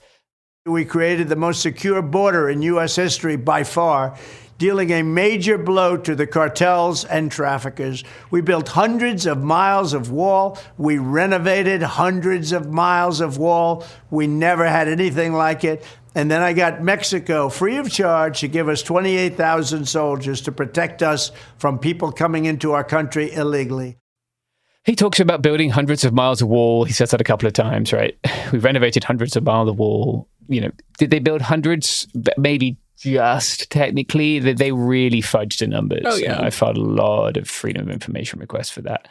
I guess what's more relevant is that Biden also built the wall, right? Mm-hmm. Kamala's not talking about it, but as we've documented numerous times, Biden has continued to build the wall. He's continued to build the barrier, which is a wall. He has repaired other sections of wall. He has upgraded sections of fence to wall. They're both doing this, right? There's maybe Donald Trump would do more of it, but so like sometimes I feel like his general incompetence might prevent him from doing any more than Biden's like competent migrant. They call it deterrence, right? Deterrence through death is probably a better way of phrasing it. Trump also talks about a total ban on taxpayer dollars to give legal aid to undocumented people. Again, I'm not sure if he knows what he's talking about. I don't know what he's talking about. He might be referring to, like, we have a program in San Diego County where San Diego County pays for some people to defend migrants who are detained by ICE, right? So they can have access to a lawyer. ICE has responded to that by moving those people to Texas. Oh, that makes sense. Yeah. Yeah, totally normal, good. I'm glad we voted for the anti-fascist guy. Everything's going great. Exactly. You can listen to my episode about that if you want to know more about that. But I don't know if he means like they don't get public defenders if they're accused of a crime. Certainly. I mean, isn't it just true that he can also just like use these trigger words to make people mad? Like, it's yes, that is what he's doing. Yeah. Yeah. It's not necessarily something that has to be based in fact. No, as we found with Donald Trump, this doesn't matter.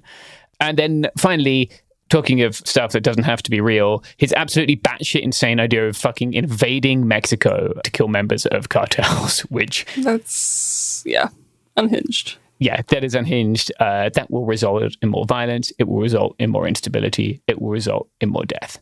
I think Kamala's pretty much in the clear when it comes to that one. Like, she is not proposing invading Mexico.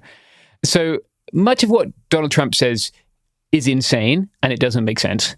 So I wanted to look at some of the people who kind of lean on Trump, some of the people who might be a little bit more coherent, right, when it comes to crafting that policy, right? Couldn't get Stephen Miller on the podcast, sad, but we did get these people from the Texas Public Policy Foundation, who Robert and Gare spoke to at the Republican National Convention. So here's them talking about visas and immigration. I've tried to hire people from other countries. It takes months and months and months to get that done. Usually spend a lot of money doing it as well.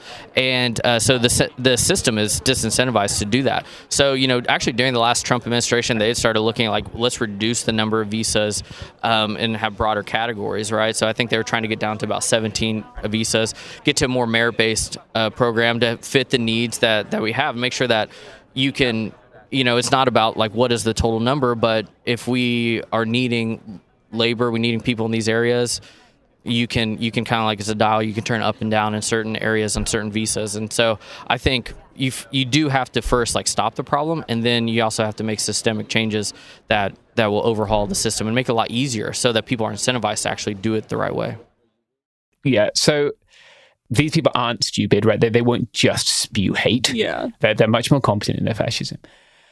So I think what we're seeing here, right, is this undoubtedly is a way to reduce what they see as undesirable migration, which is to say poor people and brown people. You can phrase it however you want, right? But I mean, in the Republicans' eyes, and maybe a lot of people's eyes, all migration is undesirable migration, I feel like.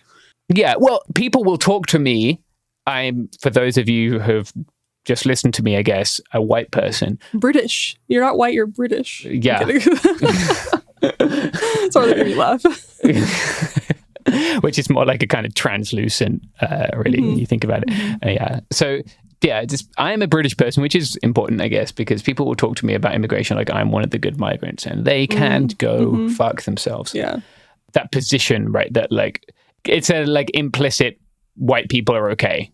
Yeah, policy, no, absolutely. right? Like, that's what all that means. It's like, oh yeah, you speak English and you look like me. Great, come on into my racist country. Yeah, exactly. Yeah. I'm like funny foreign as opposed to like evil foreign, I guess. I think it's also just like they don't see you in whatever in their mind is a threat, right? Like I don't know. It makes no sense logically, but... Yeah, it does if you understand it through a lens of race. Yes, yeah. But I mean, their perspective makes no sense to me. No, yeah. Same people who are barking about my fellow British people being a threat because they happen to be Muslim, right? Or brown or Sikh. And people don't understand that Sikhs are not Muslims. So what we actually need is more legal pathways. He is correct that the visa system needs changing, and we need ways that people can apply and come here safely and not have to be trafficked and not have to take massive risks, right? I wanted to see what Robert and Gare had asked him about this mass deportation thing, because I'd seen some people holding like mass deportations now sign at the RNC, and that's always a good sign that we're not sort of sidestepping into fascism. So let's hear what they said about that.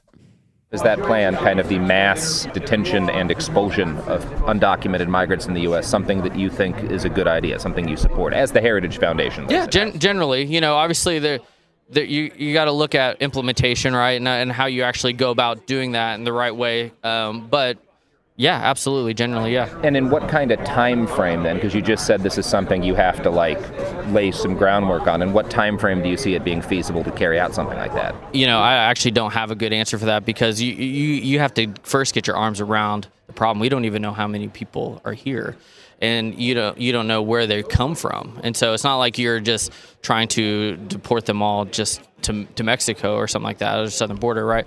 Like you have to first get your arms around the problem. That's the first step, and then I think from there you can actually figure out what a reasonable time frame to do that is. Yeah, so this is pretty fucked. Like, I should point out that the bill that Harris is proposing also proposes bumping people back to Mexico without the permission of Mexico, right? I think so many of these policies just rely on Mexico being kind of a sponge for US policy. Like, oh, they'll be fine. Like God forbid Mexico act as a sovereign country. Yeah. But this one seems different, right? We had, I feel like, pretty good liberal support on abolish ICE under Trump. That has completely evaporated under Biden, but because we solved racism and everything, right? Yeah, we fixed it. I've forgotten about that. Yeah, that was the big crunch point. So what this means is taking people who have homes, lives, jobs, and families, and tearing them away from all of those things, and sending them back to a country that they may not have been to in decades, that they may never have been to at all. Right? A place where they will undoubtedly face hardship, if not persecution, right? And certainly having lived here, having family here will make them more likely to be ransomed or blackmailed or any of these things that happen to migrants when they're deported, right? And this is pretty bleak. Like, I guess Harris hasn't advocated for this, which seeing the amount of people who fucking respond to my tweets with "you're going home too," like A, I'm a US citizen, and B, fuck you. Wait, they do that? Yeah, all the time, all the time. So stupid. Yeah, it's so funny. Got a life. But yeah, it does seem that there is a wing of the Trump, and I talked to Trump people. Right? I was in the mountains this weekend. Like I was in Wyoming, menacing about in the mountains. It was lovely, but I talked to some people, and I've never really come across anyone who can like in the flesh. Maybe it's just because those people are so repulsive, I wouldn't talk to them, and that's probably quite likely. But advocated for this, right? Like. This idea of mass deportations, like I said at the start of this show, like how does a country get into full-on fascism? It is this. It is my taxes and your taxes and some of the people who are listening taxes paying for people who have done nothing wrong, right? Who have lived here, who haven't done any crimes, who haven't hurt anyone, to be at our expense, expelled from their home, detained in a private prison whose owner company makes massive donations to politicians, and then flown across the world at our expense and then dumped into a country where they no longer belong. And that is as close as we get, I think, to like someone saying, like, send them to the camps without saying that. Like, yeah. Look, what was the Armenian genocide? The Armenian genocide was a mass deportation, right? Of people forced to walk across the desert and die on the way. Like, if you don't think this Trump shit is fascist, like, I really don't know what to do. It doesn't matter if it's fascist or not, right? Like this is the kind of rhetoric that's genocidal. Like, I don't want to argue about like Robert Preston and like different definitions because that doesn't matter. Like, this shit is it is genocidal. It is dehumanizing migrants, which has been a project of the right-wing news media and increasingly the liberal news media, and also the Democrat Party now, apparently, as well as the Republicans. But this is a marked step to the right. Both of these are, right? The Overton window has moved so far right on migration in the last 8 years that it's almost an unrecognizable place. And I guess what I want to end up by saying, what I always say about this is like, the solution is not within the argument about who to vote for. Yeah. Like these are state policies. These are also often set by the legislature, as we saw when Biden's border bill failed, right? And that would require a change in the legislature. Like there isn't a third party that can get a majority in the legislature right now. Yeah. So the way we fix this is ourselves, right? Like we are seeing in the UK right now, like violence towards Muslim people, violence towards mosques, violence towards Islamic cultural centers, and people stepping up to defend them. Like that is the only way we fix this, is by stepping up and shouldering our responsibility to our communities. And people did that in the Trump administration to a degree. Like when in 2018, when I was down in Tijuana looking after folks who were part of the caravan that Trump made a big spectacle in the midterms, people showed up, churches showed up, the soccer moms showed up in minivans and helped us. And it was cool. The thing was fucked, but like I respect that we look after those people. And that hasn't happened to as much of a degree since, right? And we've had more people than we had in 2018 in the open air detention sites.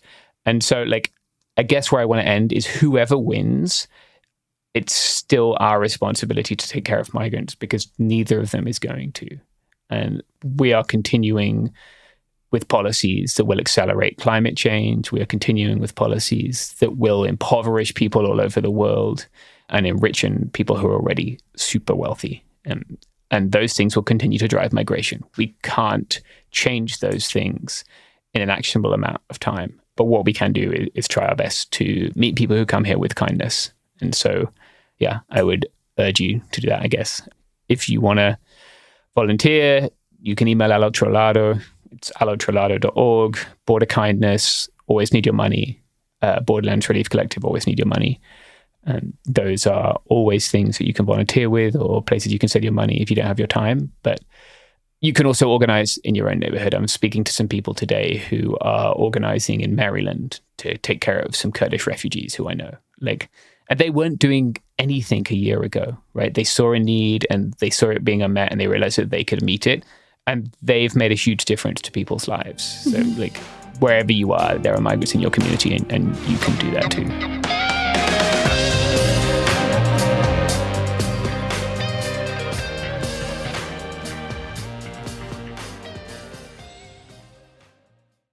Ever feel like you're being chased by the marriage police? Welcome to Boys and Girls, the podcast where dating isn't dating. Arranged marriage is basically a reality show, except the contestants are strangers and your entire family is judging. You're sipping coffee with one maybe, grabbing dinner with another, and praying your karmic Ken or Barbie appears before your shelf life runs out. Trust me, I've been through this ancient and unshakable tradition. I jumped in hoping to find love the right way, and instead I found chaos, cringe, and comedy. And now I'm looking for healing.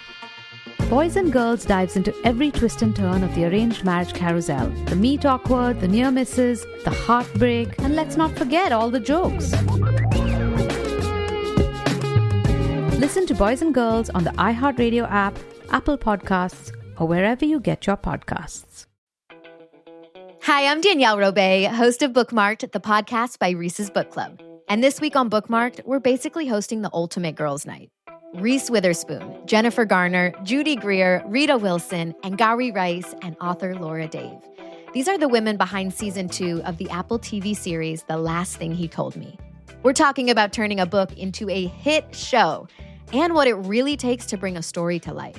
The most important metric for me is, do I want to share this book with somebody? That's what creates community, and that's the main thesis of our book club and why we started it, was just to connect people together. Listen to the Bookmarked by Reese's Book Club podcast on the iHeartRadio app, Apple Podcasts, or wherever you get your podcasts. This is Ryder Strong with a podcast called The Red Weather. In 1995, my neighbor, Anna Trainer, disappeared from a commune. It was nature and trees and praying and drugs. So no, I am not your guru. And back then, I lied to everybody. They have had this case for 30 years. I'm going back to my hometown to uncover the truth.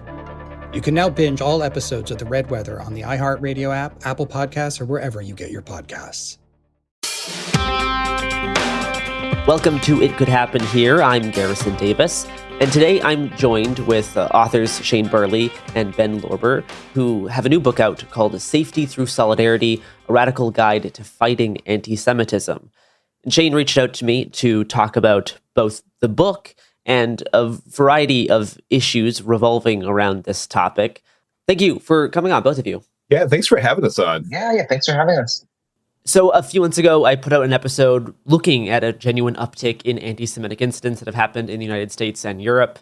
And sometimes it feels kind of like a tricky thing to talk about in some ways. It's like you're threading a very difficult needle. It's like you're caught between a rock and a hard place when discussing this topic. Because if you point to an actual trend that you're seeing, showing a genuine spike in anti-Semitic incidents, there's like a subset of people who are very focused on the genocide in Gaza, very rightly so, but they might push back since claims of anti-Semitism have been so conflated with any display of anti-Zionist politics, or even worse, they might even question, why are you talking about this when there's this other horrible thing going on, right? The actual genocide in Gaza.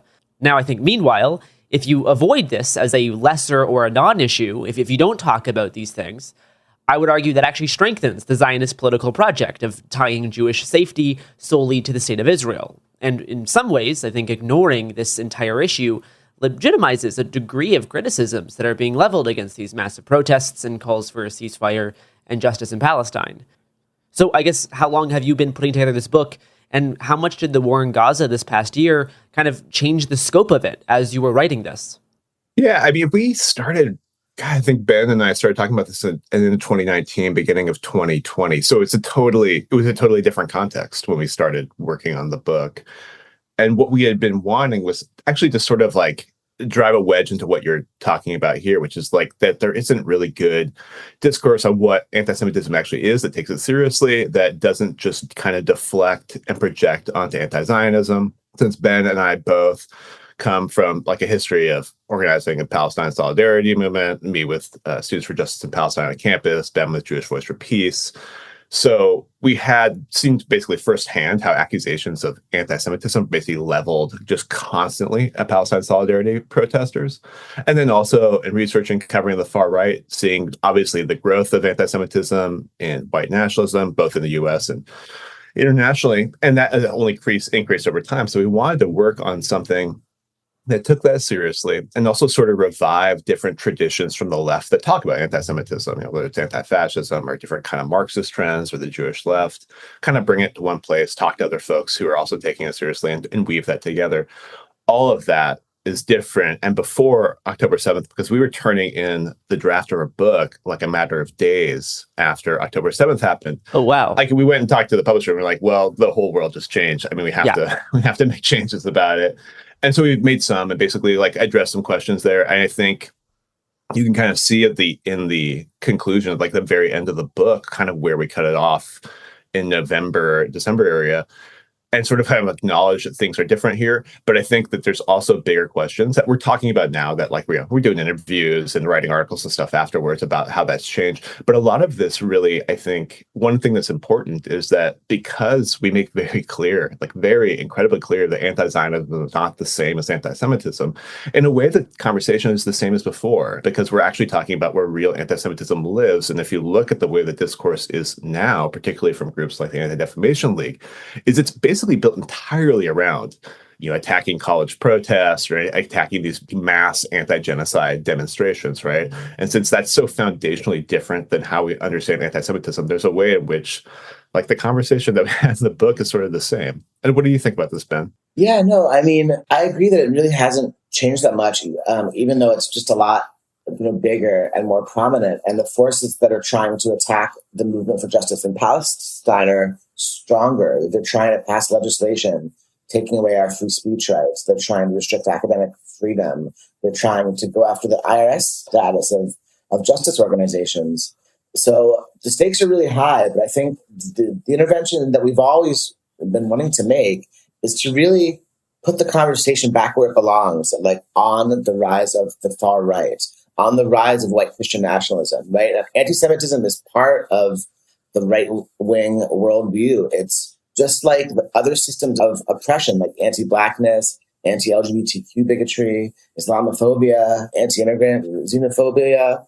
Anti-Semitism is deeply connected, right? These George Soros conspiracies are being used by authoritarian leaders like Donald Trump and J.D. Vance and the rest of them to build up the MAGA base and to attack the foundations of our multiracial democracy. And we've seen it have deadly results for Jews and for other groups, white nationalists, mass shooters who are motivated by anti-Semitic conspiracy theories have attacked synagogues, have attacked Latinx communities, have attacked Black communities. And so, anti-Semitism is part of that machinery of oppression. And so our book tries to reframe the conversation and give justice organizers a way to take back the conversation away from the right. Would one of you be willing to give like a workable definition of anti-Semitism? Because this is a word that's certainly been used a lot, but I think it's a word that signifies possibly a lot of different things. And I guess, what is the definition of anti-Semitism that you are using in your book? Yeah, so at root, we really see anti-Semitism as a form of conspiracy theory thinking that developed out of Christianity in Christian Europe, and that essentially sees Jews as the root cause of evil or the root cause of the world's problems kind of behind the scenes. It trades in images of a cabal lurking behind, government or the media or the economy. And these conspiracy theories are core to an authoritarian and nationalist worldview that mobilize, millions really away from examining and confronting the root causes of oppression and convinces them to chase, kind of illusory shadows instead. Why do we have like a harder time kind of pinning down this term? I think people have a general idea and a pretty easy way to like see like, what's like Islamophobic, right? What's racist? There's a few points in your book that you talk about, instances of people maybe unintentionally spreading anti-Semitism, that if they were instead talking about like Muslims or like trans people or like Black people, they would like easily identify as like, oh, this is very clearly a form of like xenophobia, or this is very clearly like based on some kind of like conspiratorial discrimination. Yeah, I think there's a few reasons for this, and we talk about this in the book. One of them is that the way that anti-Semitism has operated is generally a narrative about punching up against power versus a lot of narratives of oppression, which are basically about how various groups are subhuman or lesser than dominant population. That's slightly different with Jews, though that has been a component of some pieces of it. It historically is basically a narrative that people who feel disempowered then use to sort of like reclaim a sort of kind of populist energy. In a lot of ways, it ends up being a place where folks are directed by people in power to put their class anger away from the actual ruling class. So I think in a way, when people see anti-Semitism, they also recognize that there's legitimate class anger or legitimate like disenfranchisement. And I think that's actually troubling to sort of, people don't want to undermine that feeling always necessarily. I think there's also just the complexity of Jewish identity that's shifted over time, different populations, different communities, different politics, sometimes religious, sometimes more cultural, sometimes more ethnic. That can make it confusing. So it's hard to use one model for understanding oppression and then project it onto this. And so in a lot of ways, you kind of have to come at this question distinctly from kind of other forms of oppression. That's actually true of most forms of oppression. They have a lot of distinctiveness. But I think like you have to kind of learn about those contours.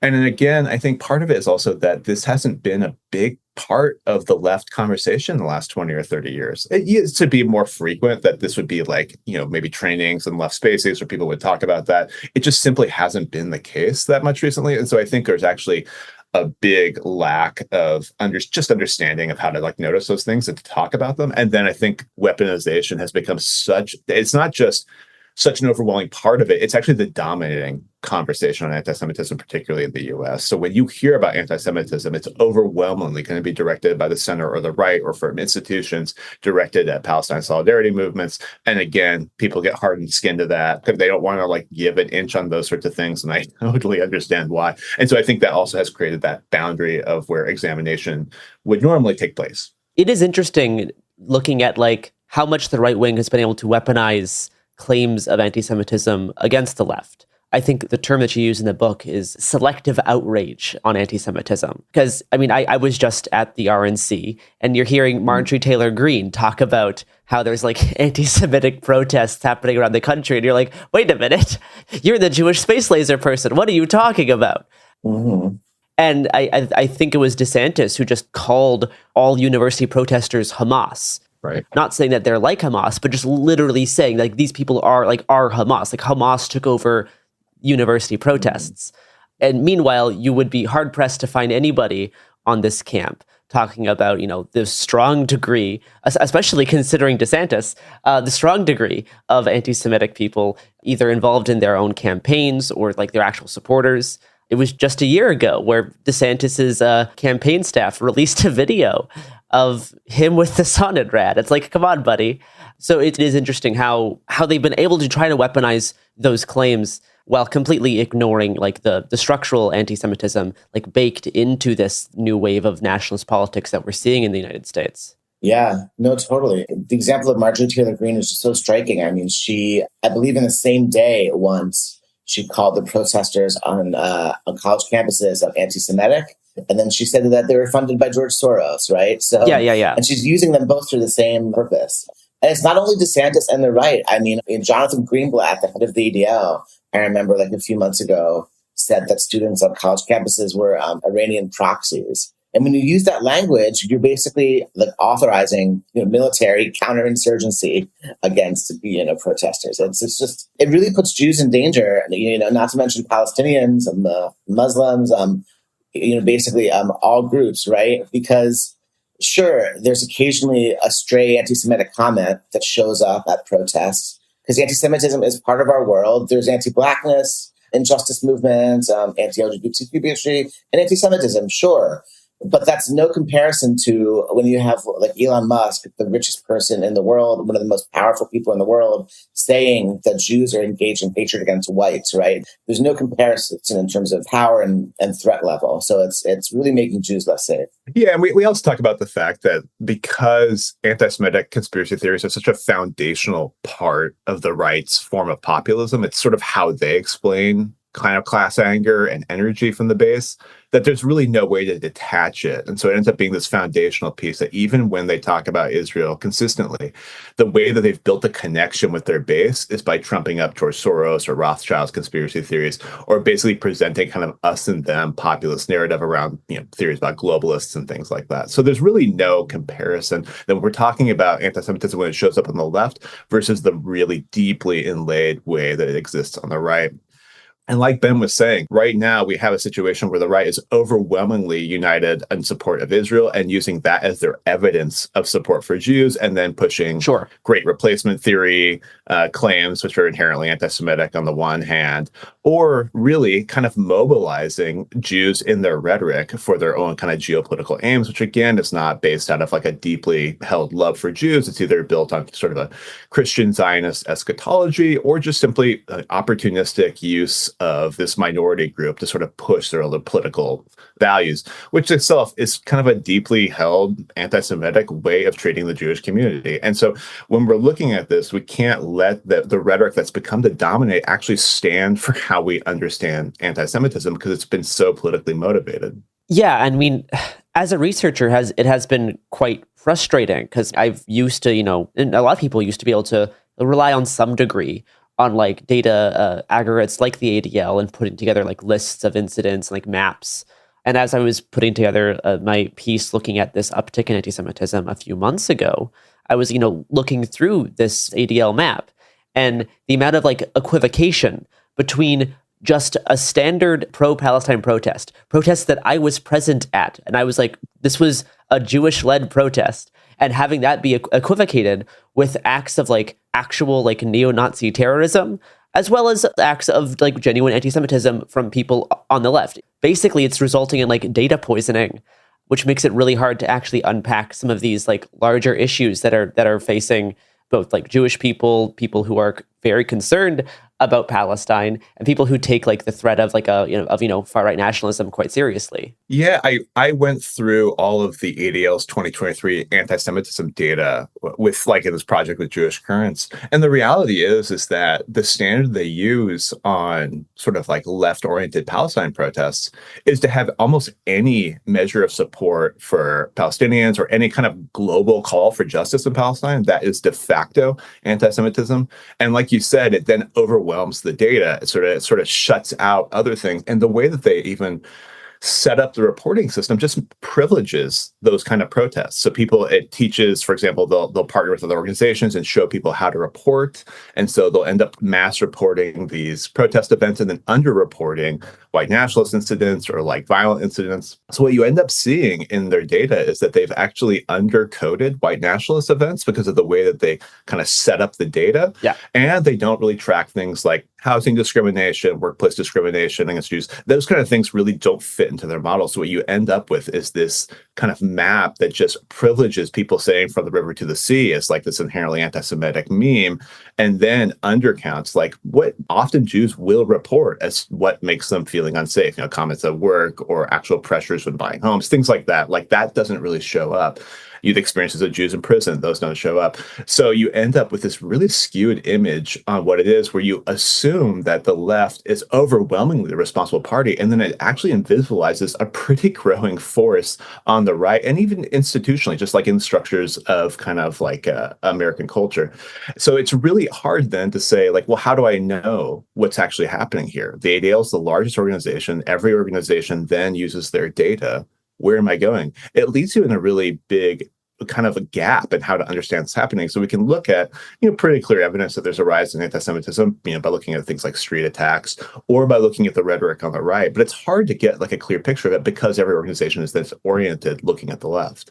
Like I was just going to say, like this goes way back to the ADL. Like, in our book, we talk about how even in the 1970s and the 80s, the ADL was like spying on left-wing activists as part of their pivot towards seeing the most important site of anti-Semitism on what they call the radical left, right? In the 1970s, as global criticism of Israel's occupation mounted after the 1967, Six-Day War, groups like the ADL really pivoted further from whatever original mission they may have had about like genuinely countering bigotry to really becoming like Israel defense organizations. And so in the 70s and 80s, like you saw them spying on anti-apartheid activists. You saw them attacking Arab American, professors at universities. You saw them spying on ACTA, even left-wing Jewish groups like New Jewish Agenda, and so it's not only Jonathan Greenblatt, it's not only since October 7th. The ADL has been playing this role for a long time, along with a whole lot of Christian Zionists and both sides of the U.S. political establishment. And yeah, like we were saying, like the stakes are extremely high. The right and the center are trying to legislate their definition of anti-Semitism to destroy free speech and to protect Israel's genocide. So the stakes are very high about this right now.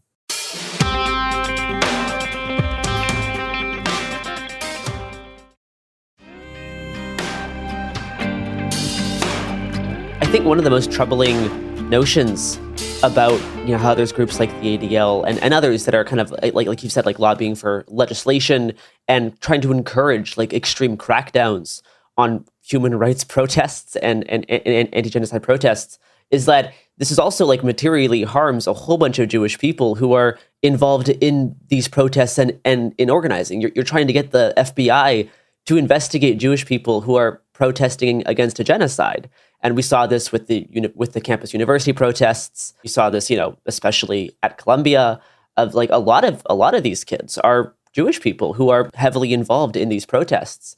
And in calls to do a very extreme crackdown and investigations, it's hard to see how that's not just like calling for a government to like further oppress these Jewish people who don't like agree with one side's opinion on something.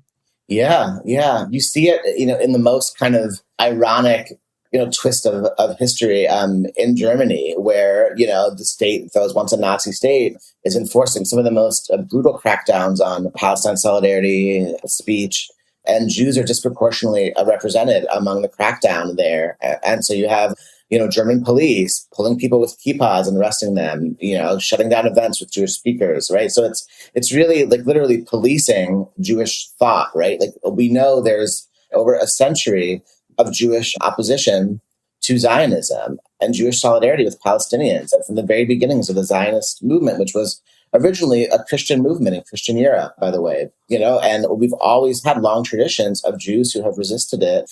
And so when the state is legislating saying only like a certain expression of Jewish identity is valid, that's also anti-Semitism, right? Like, and we see it, not only from Trump, right? Trump will always say, oh, Jews who are Democrats, Jews who are quote unquote disloyal to Israel are problematic. You also see it from Biden, who says, without Israel, there's not a Jew in the world who's safe, right? So I think, Jews who dissent on Israel are rapidly becoming enemies in a way of the right, and of forces aligned with the right. And I think that's an aspect of anti-Semitism that's not talked about enough today. Yeah, and there's a lot of examples of this too. During the Labor Party controversy around Corbyn and anti-Semitism, it was Jewish members who were overwhelmingly expelled from the party. I think it's almost like a dozen times more likely to face kind of consequences there, right? So like those ended up being the centerpiece of it. But I think even when you broaden out, this ends up being the case, and we kind of talk about this as like a good Jew, bad Jew distinction, where like anti-Semitism ends up being mobilized against whatever kind of the culture decides is a bad Jew, or whatever the organization decides is the bad version of a Jew, the kind of Jew that they don't want to actually deal with.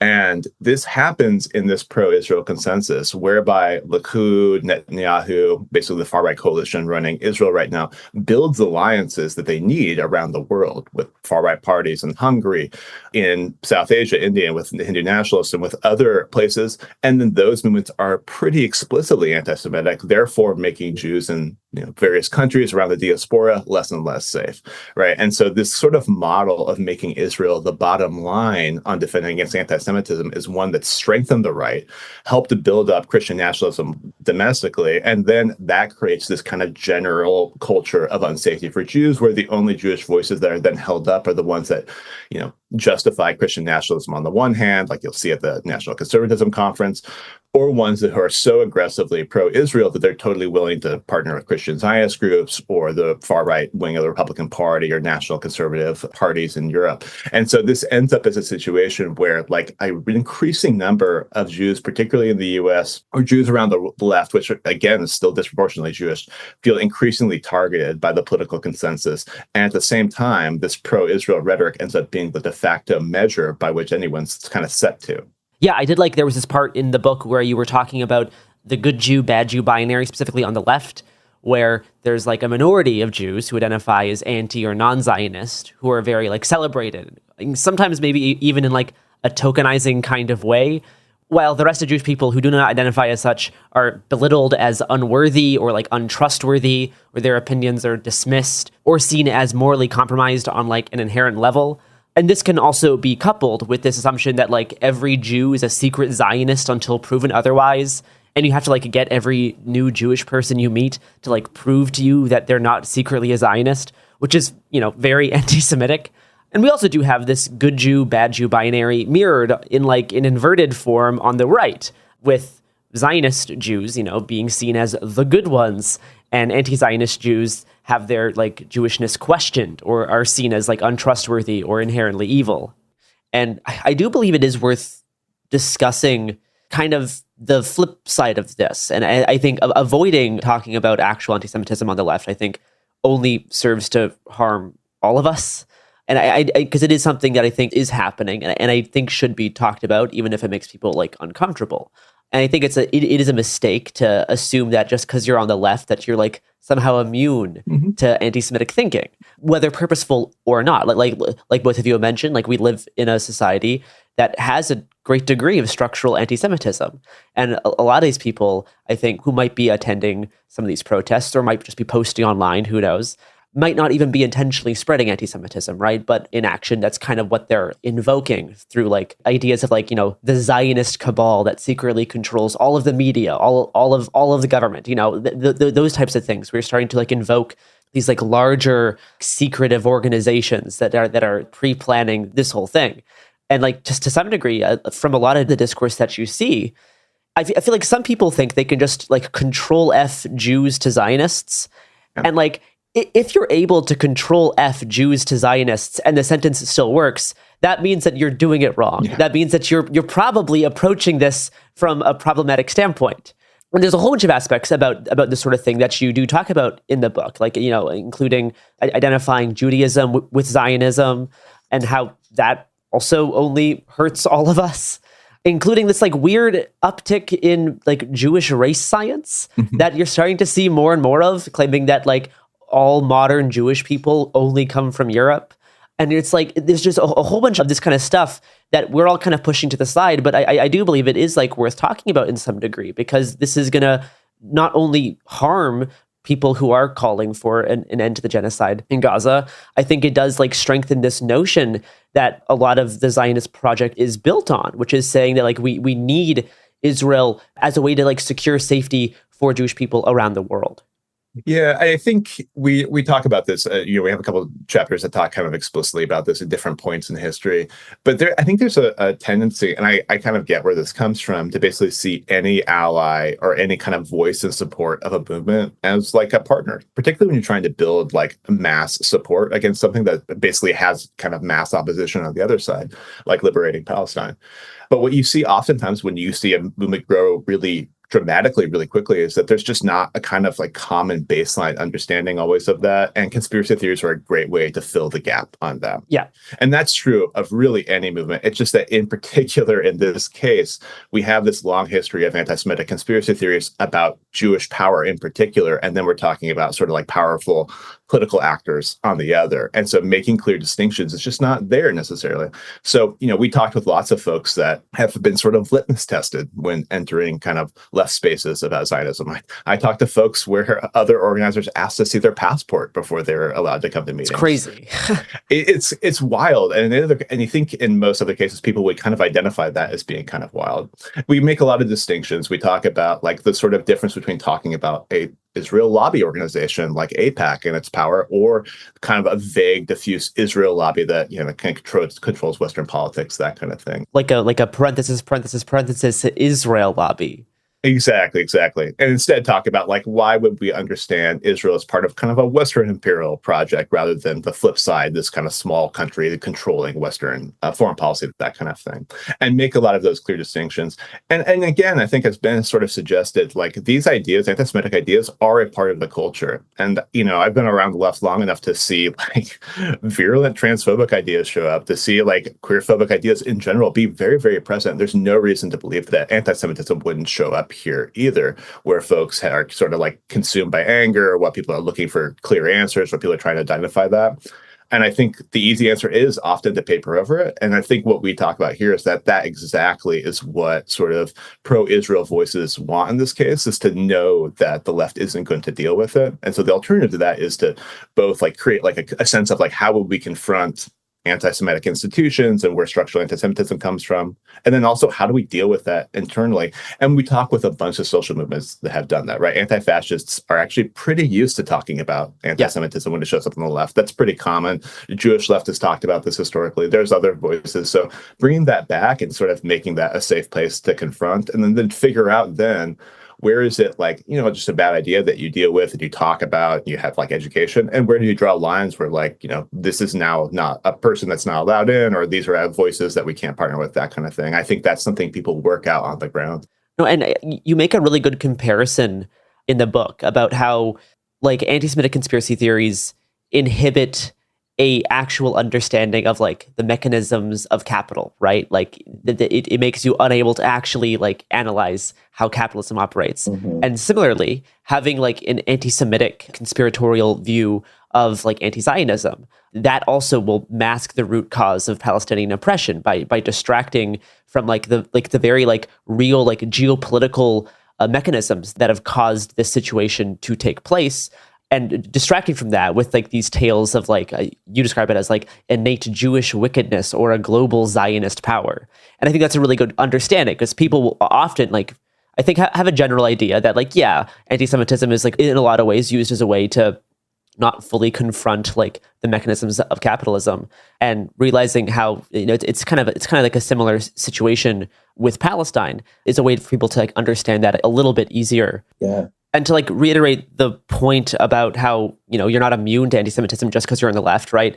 Something else you also bring up in the book is like Marxist-Leninism has a very mixed history with their relationship to anti-Semitism. And I think you do see this with the degree of the discourse on this issue. Mm-hmm. If you compare, anarchist viewpoints on like statism and anti-Zionism to a whole bunch of Marxist-Leninists talking about this issue, I do believe there is, a generally maybe more anti-Semitic undertones among some of the more like statist communists. And I think you talk about like the Soviet Union's own oppression of Jewish people and kind of the continued pogroms that happened even after the end of World War II. Yeah. I'd say like in the history of like the 19th and the 20th century left, I think the record of both camps has been fairly mixed. I mean, I think there was anarchists like, Bakunin, who maybe like leans into Sure, totally. And, like, I guess I also have to say, with the 1917 October Revolution, that was like probably one of the first times that a left-led society did pass, laws outlawing anti-Semitism. And then like they did, defeat the Nazis. So I have to give them some credit where it's due. But yes, there's also like a very mixed, record, especially in the 30s and the 40s and beyond. And certainly, today, I would completely agree with you that like the more statist camps on the left are the most kind of aligned with conspiratorial thinking, with campism. And I really like the way that you broke down just how these conspiracy theories can distract us from the root causes of power. And that's really, I think, where if you want to develop like a structural understanding of anti-Semitism and how it connects to capitalism and all the other systems of oppression, that's where you got to go, right? Seeing how, especially in times of crisis and mass discontent, like today, with the rise of nationalism, with widespread alienation, that's when anti-Semitism really rises and is mobilized by authoritarian and nationalist, leaders. When there's millions of people who are fed up that they don't have a job, they don't have any savings, they know the media is lying to them, they know that politicians don't represent them. That's when these conspiracy theories, really take root on the right and on the left. And that's why you have, Trump and Steve Bannon and the rest of them, saying, oh, go look at the globalists, go look at George Soros, go look at cultural Marxists, right? And I think the more that, the left can advance our own understanding of why the world is so fucked up and how to make it better, then we can really undercut the root causes of anti-Semitism and move more people into our coalitions. So, that's really key, I think.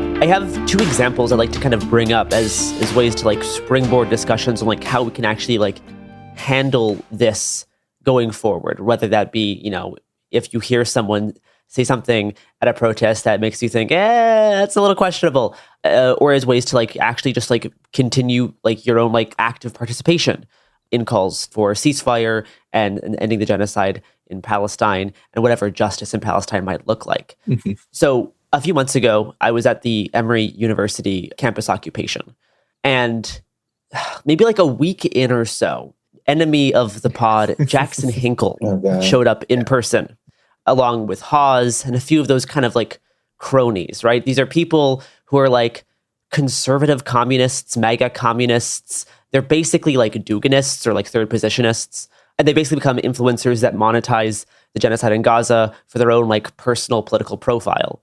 So this guy showed up one night and no one really knew what exactly to do. Like people knew who he was. There was people talking with organizers, and like organizers tried to talk with him and be like, hey, can you like not be here? And he's like, well, no, I want to be here because blah, blah, blah, blah, blah, blah, blah. And, certain people would try to get into like political arguments with him, which I think is completely useless.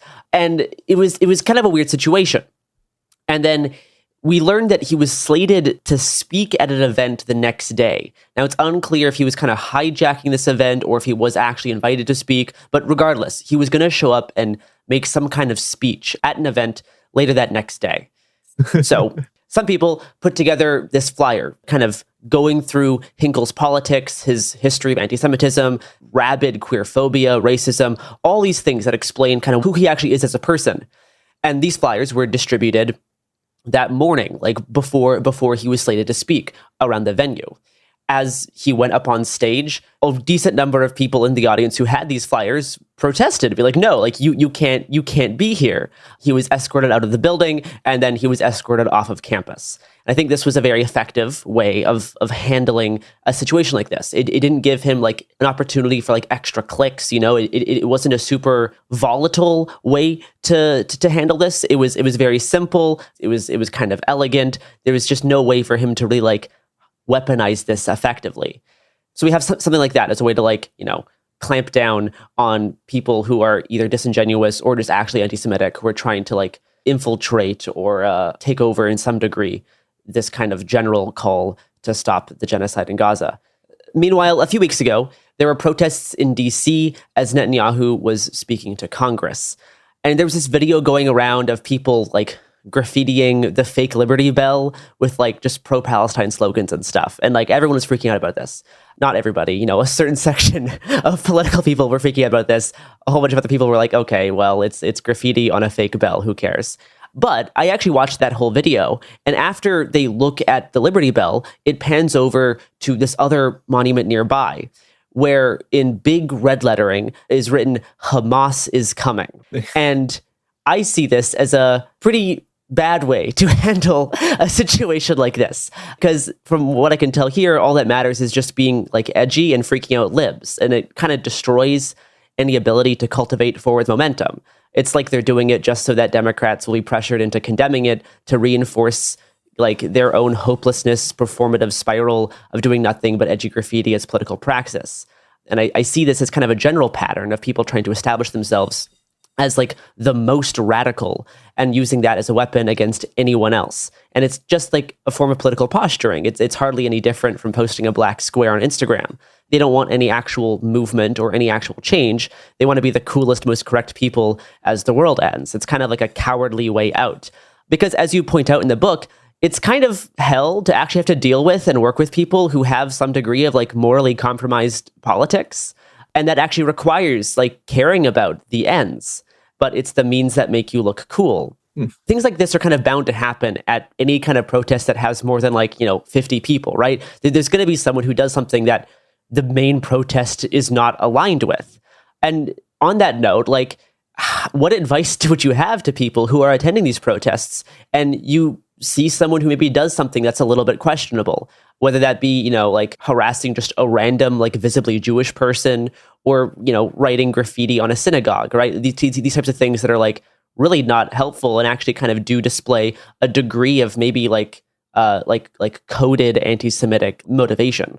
Yeah, so I think the spray painting of Hamas on the statue, I think is an interesting example because that was just brandished all over right-wing media. Yeah. Tablet Magazine did an article about how these folks should be deported. And it was all over their Instagram. It was like a trending thing on Instagram. And it did very little like protest-wise, right? And actually at that same demonstration, there's a number of rabbis, particularly kind of like movement elder rabbis, Linda Holtzman, other folks that were arrested by cops pretty brutally and then detained, right? So there actually was police attacking like a Jewish contingent of like religious figures. Totally. I think also there's been a number of examples, I think, where folks really just aren't prepared for something. And I think this is actually sort of a long conversation people should have on the left. I remember years ago, I was with a group that created sort of like an accountability document. And the idea was that if something happens in an organization, it often just destroys the organization. If there's interpersonal issues, if there's like interpersonal trauma or assault, things like that. And so getting out in front of it, just like having like a sense of like how you want to deal with things and like having consensus amongst folks of like, this is like appropriate behavior. This is how we want to handle stuff. That's always a strong thing to do. But at the George Washington University campus at the end of April, Patrick Casey, who's formerly of Identity Europa and the American Identity Movement, showed up at the encampment and wanted to talk to people, wanted to ask them questions and that kind of thing. And people were totally obliged him. They were in photos with him, let him take video. It's because they didn't know who he was, right? In reality, he didn't actually find anyone that was going to basically support his vision. He stopped people, asked, will you allow right-wing anti-Zionists here? They basically said no. He did find one person with a hat that said Israel did 9/11, who then told him that the Jews rejected Christ, but he was also kind of on the edges of the encampment. Sure. The reality is what happened was a white nationalist came into an encampment and took photos of Jews and posted them on a white nationalist website. That's what happened. Yeah. So there actually was anti-Semitism. It affected the Jews at the encampment. But no one knew who it was. And I think the flip side of that is having partners with groups that actually do know who Patrick Casey is and be able to say, oh, that guy is not here. It's not legitimate. I think with someone like Hinkle, MAGA communists, that's really confusing to people. Yes. That's why he does it. Like, it's a Duganist and kind of gray zone types and this kind of version of authoritarian, kind of like right-leaning, right-coded so-called communists. It's there literally to confuse people and to bridge the gaps between the right and the left. And so, again, building that base of people, talking to them, having like internal trainings about how this stuff works and like what these groups are, I think that's always going to be a good thing. We talked with one organizer who had an organization that had put together a training for other groups on anti-Semitism and invited all these groups to come and, wanted to get feedback on the training. So they did the training and everyone kind of like thanked them and then went on to ask them questions. And the questions were exceedingly anti-Semitic. It was things like, well, how do you talk about the New York housing market when clearly Jews control that? No. And these were major organizations. And so basically they had like a choice, like, are we going to deal with this here or are we going to cut these relations up? And they basically were like, okay, let's talk about this. Let's deal with it. Yeah. Yeah. And it moved the organizations huge. Like they were like, we don't want to make these kind of decisions. We want to realize where we made mistakes. That's not true of everyone. Do not be Pollyanna about it and assume it's always going to go over well. Sure. But I think we have to actually attempt to make those changes. And the reason is that the left and building kind of left social movements build on solidarity and equality. That's the only option we have to do something about anti-Semitism. The right has never made Jews safer. We have right now a system where Israeli nationalism is supposed to be the primary vessel for Jewish safety. I don't know about you, but when I look at Israel, I don't think to myself, what a tremendously bunch of safe Jews. Like we have a situation that I don't think the political solutions actually offer Jewish safety and instead just create like more and more social division and more social hierarchy. So we have to kind of look at the left and how to build a left that can confront anti-Semitism. And that is really the only option we're being given. Yeah. I think like avoiding this whole issue out of fears that it somehow like takes away from other bad things that are happening in the world. Like somehow it takes away from the genocide in Gaza, I think is so misplaced thinking because I view this as all part of the same struggle and actual like active efforts to combat any degree of anti-Semitism that is witnessed, I think will serve to only like strengthen a general like overall united call to stop what's going on. And I think like people have this like inclination that maybe we shouldn't talk about it. Maybe we should just like try to ignore it because it's uncomfortable or it might like hurt the cause. And I think that's just absolutely reversed.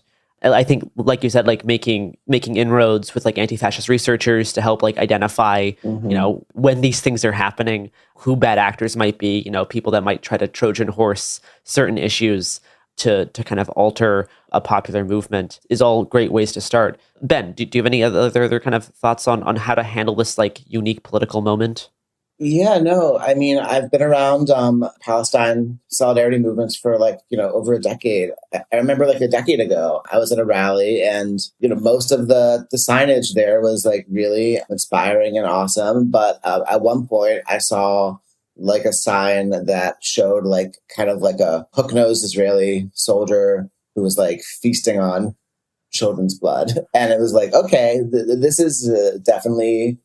there's some anti-Semitism here. And I actually went up and talked to the person and they were really nice. And, I explained to them, there's a thing called the Blood Bible, which is a anti-Semitic myth that's harmed Jews for centuries, that Jews feast on Christian children's blood. And that it seems that image of the Israeli soldier is seems to have a big nose. And that's kind of a stereotype from Europe. And they were oh, I didn't really know these things. They took the sign down and left feeling it was a good conversation. And so just things like that, I think there's some understandable fear among Jewish people that you might see signs like this at rallies. And when you do, I think just trying to have conversations, it doesn't always go well, but often it does. And I just think for any marginalized group or form of oppression, the more the people just deepen their understanding of like what anti-Semitism is, how it shows up, what some of these tropes are, like the more that it becomes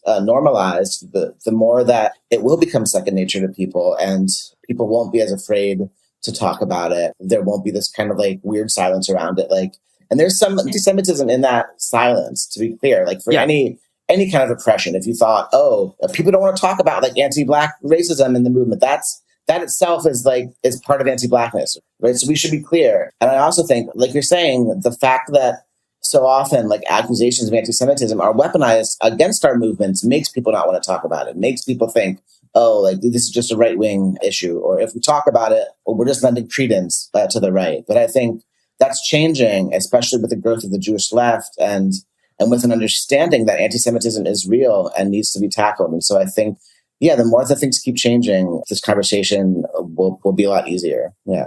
Is there any other thing that you would like to mention kind of near the end of this piece? Anything on like the Jewish left, any other kind of closing thoughts that didn't get brought up? The only thing was I can say we spent a lot of time talking about the stake that non-Jewish folks have in this. And I think there's a couple of things that are worth considering, like we've sort of talked about. Anti-Semitism, one of the key features of anti-Semitism is that it's not true. Like it's a bad actual analysis of how power, state, empires, and capitalism work. So if that is sort of seeping in, this is true of conspiracy theories broadly, if that's seeping into politics, that's just a failure right there. And so it's really incumbent on people to sort of try and move past that and confront those things, because that's the only way that like social movements can actually gain kind of efficacy. And the other thing is that they're directly tied to other forms of oppression. If you look at like the all-out assault on trans healthcare and trans institutions right now, it's overwhelmingly using anti-Semitic conspiracy theories as sort of the scaffolding to hold it together. Absolutely. And this has been historically true about anti-Blackness in the US and the other forms of oppression. And so these things are intertwined. So I think it's important just to acknowledge that like anti-Semitism is not like just a Jewish problem or affecting Jewish people. It's really baked into these kind of interlocking systems of oppression. So we should see it as a way of confronting other things as well, and to make that kind of give it value or value to confront on its own terms.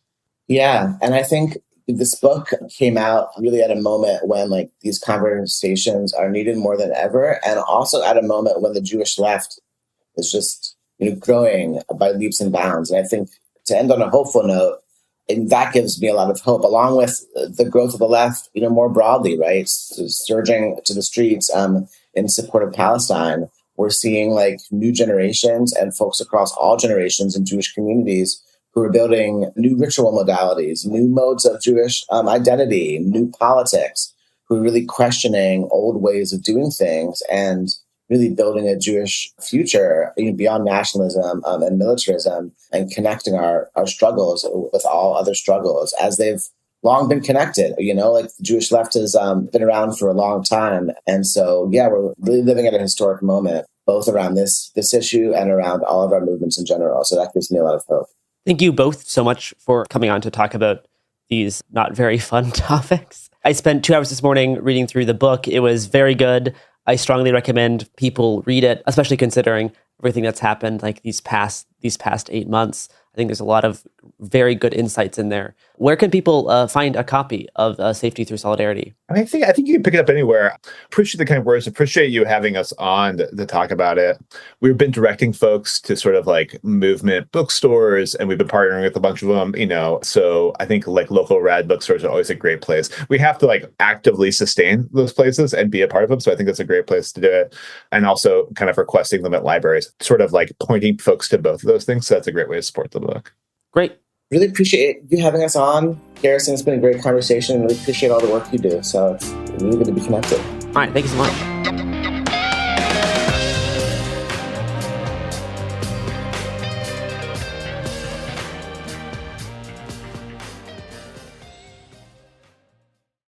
Ever feel like you're being chased by the marriage police? Welcome to Boys and Girls, the podcast where dating isn't dating. Arranged marriage is basically a reality show, except the contestants are strangers and your entire family is judging. You're sipping coffee with one maybe, grabbing dinner with another, and praying your karmic Ken or Barbie appears before your shelf life runs out. Trust me, I've been through this ancient and unshakable tradition. I jumped in hoping to find love the right way, and instead I found chaos, cringe, and comedy. And now I'm looking for healing. Boys and Girls dives into every twist and turn of the arranged marriage carousel. The meet awkward, the near misses, the heartbreak, and let's not forget all the jokes. Listen to Boys and Girls on the iHeartRadio app, Apple Podcasts, or wherever you get your podcasts. Hi, I'm Danielle Robay, host of Bookmarked, the podcast by Reese's Book Club. And this week on Bookmarked, we're basically hosting the ultimate girls' night. Reese Witherspoon, Jennifer Garner, Judy Greer, Rita Wilson, Angari Rice, and author Laura Dave. These are the women behind season 2 of the Apple TV series, The Last Thing He Told Me. We're talking about turning a book into a hit show and what it really takes to bring a story to life. The most important metric for me is, do I want to share this book with somebody? That's what creates community, and that's the main thesis of our book club and why we started it, was just to connect people together. Listen to the Bookmarked by Reese's Book Club podcast on the iHeartRadio app, Apple Podcasts, or wherever you get your podcasts. This is Ryder Strong with a podcast called The Red Weather. In 1995, my neighbor, Anna Trainer, disappeared from a commune. It was nature and trees and praying and drugs. So no, I am not your guru. And back then, I lied to everybody. They have had this case for 30 years. I'm going back to my hometown to uncover the truth. You can now binge all episodes of The Red Weather on the iHeartRadio app, Apple Podcasts, or wherever you get your podcasts. Welcome to It Happened Here, a podcast that once again I have forgotten to write an intro for. I'm your host, Mia Wong. With me is James. I'm here. It's great to be here, intro or not. Yeah, and this introless episode is, I think, the first episode that, well, can I promise is the first episode that was recorded after we learned that Tim Walz was going to be the vice presidential nominee, defeating the sexual assault guy and then the other sexual assault guy who probably covered up a murder. Yeah, don't slack on the also covered up a murder there, Mia. Yeah, that was a truly impressive sort of set of candidates that party elite were choosing from. It's still somewhat surprising that they didn't, fumble. I mean, they will still fumble. We have months to go, but... That's true. Yeah, I mean, to be fair, I think, oh God, we figured out this guy covered up a murder is probably the kind of thing that, even the Dems, dog shit opposition research people were like, okay, maybe we shouldn't run that guy. Yeah. They're tweeting about his murder cover-up. Let's leave this one. Yeah, that's Shapiro out of Pennsylvania, who's one of the other candidates, by the way. Yeah. Sucks shit. But, so the guy we ended up with is sort of folksy Midwestern... actually, I think it was just a defensive coordinator or whatever, the defensive coach for his football team. He's a very sort of folksy guy. We're going to get more into him next week.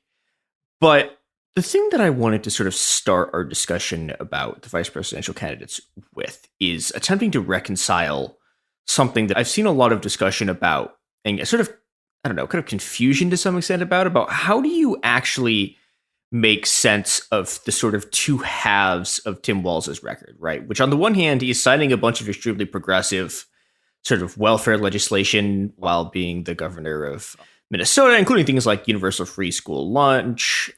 Actually, it was lunch or breakfast. I don't remember. I think it was both. No, it was both. It was both. Yeah. And, so on the one hand, you have this sort of sparkling record. And then on the other hand, you have, him calling in the National Guard and deploying it to suppress the uprising in 2020. Which, lest we forget, started in Minnesota. Yeah. That's where the 3rd Precinct burned. And also using the police to sort of horribly brutalize protesters against Line 3, which is an oil pipeline through a bunch of indigenous land that probably, we're probably 2 years out from an unbelievably horrific oil spill coming out of it that everyone's going to go, how could we possibly have predicted this? It only had spilled a million times before, et cetera, et cetera. And that Walz, rammed through and had the people who were resisting it horribly beaten by a cop. So how do you sort of reconcile these two halves of this guy's record? And there's a local politics explanation, which I see bandied about a lot, which is true to some extent. And that explanation is that he's not really a progressive and he's mostly kind of a moderate who's just going along with a fairly progressive Minnesota legislature and is getting credit for just signing bills. And that's kind of true, but it's also, I think, ultimately a cop-out. Because we are on year about 140 of the welfare state, and this shit keeps happening every single time. And what's really sort of at stake here, analytically, is that the relationship between the welfare state and violence is significantly deeper than the record of one guy. And so today what we're going to be doing is not really talking about Tim Walz so much. What we're going to be doing is we're going to be going back through some of the history of social democracy and trying to understand how it became entangled with the sort of use of force and with police violence. Because I think there's a story there that's been completely buried by the tidal wave of just like, I don't know, whatever Walz takes. And, you know, I think presidential elections are something that has a tendency to just destroy everyone's analytical capacity for like 2 years. So let's resist that and go do something interesting. Yeah. Okay. Yeah. So I think the place to start with this is a place that we start, I think, not infrequent amount on this show, or at least I do. And that's the sort of original debates from, you know, about the 1830s through roughly the 1870s, early 1880s when it changes, about what socialism was going to be. There's always been, to some extent, like a bunch of different kind of understandings of it, but something that, you know, you'd call the sort of left wing of the Social Democrats, which is like everyone at that point, right? And the anarchists kind of agree about, and this is something that Marx agrees about with sort of the anarchists at the time, is that socialism is, you know, it's the free association of producers, right? Mm-hmm. You know, it is the working class abolishing itself, but then also like being the people who directly run the new society that's sort of brought about by this thing without sort of the state or sort of political mediation, et cetera, et cetera. And even, you know, people like Engels, who are like arch statists, right? Like Engels, you know, uses a theoretical justification for like every time a socialist picks up a machine gun to shoot someone and that socialist works for the state, like that's Engels' justification for it. But even he's talking about how like one day the state will be like put on a shelf in a museum and people will walk past and look at it and then like walk by it because it's like it's a tool of a bygone era that nobody needs anymore. And in this period, it's very clear that socialism is workers directly controlling the means of production, and it's directly democratically managing their lives. But this becomes less clear as the 1800s go on. Something that David Graeber points out, and I think I've quoted this on the show before, but it's important here. While this is sort of going on, right, there's two kind of trends in the development of the state and the development of sort of socialist ideology. One is a move in the 1870s and 1880s. Socialists start watching states build railroads, and this drives them completely nuts. It obliterates their brains. It's like this and the post office just like absolutely nuke their brains. And they start going, okay, hold on. But what if instead of workers directly managing their affairs and having, you know, workers coordinating like the production of society, what if instead the state did that? And socialism was literally when the state did things. And this is something that like even Engels is like pretty hostile to in the sense that like he's a statist to some extent, but he also is very wary of doing things like calling state-owned enterprises socialism, right? Because like, well, no, obviously that's not necessarily true because like you could just have capitalist state-owned enterprises like lots of places do, and includingly importantly sort of Bismarck's Germany in this period, which we will come back to in a second. Yeah, and lots of the places that people on Twitter think are socialist paradises today. Yeah, are just these SOE, like state-owned enterprise hellholes. We've talked about this extensively with China elsewhere. And this sort of like shifts the conception of what people think socialism is. And you get these more sort of reformist trends in sort of socialist circles. You get your Kotskys, you get your Bernsteins, people who think that like you don't need a revolution. You can sort of just like, you can vote your way into the state owning property. And that will somehow achieve socialism, or you can sort of like stabilize capitalism and make it not bad anymore. Now, that's what's happening on the socialist side. So there's this sort of project of like autonomous workers' control over everything, right? That had been the original socialist project is being eaten away on the one hand from its own parties. But then on the other hand, as sort of David Graeber points out, the capitalist class realizes that all of these sort of autonomous institutions that the working class is building, like your unions, your giant political parties have their own sort of welfare system.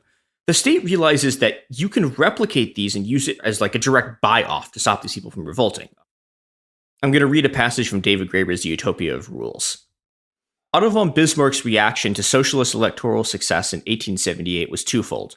on the one hand, banned the Socialist Party, trade unions, and leftist newspapers. On the other, when this proved ineffective, socialist candidates continued to run and win as independents.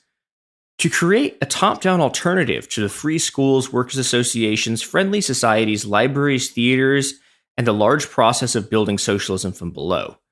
This took the form of a program of social insurance for unemployment, health, and disability, etc., free education, pensions, and so forth.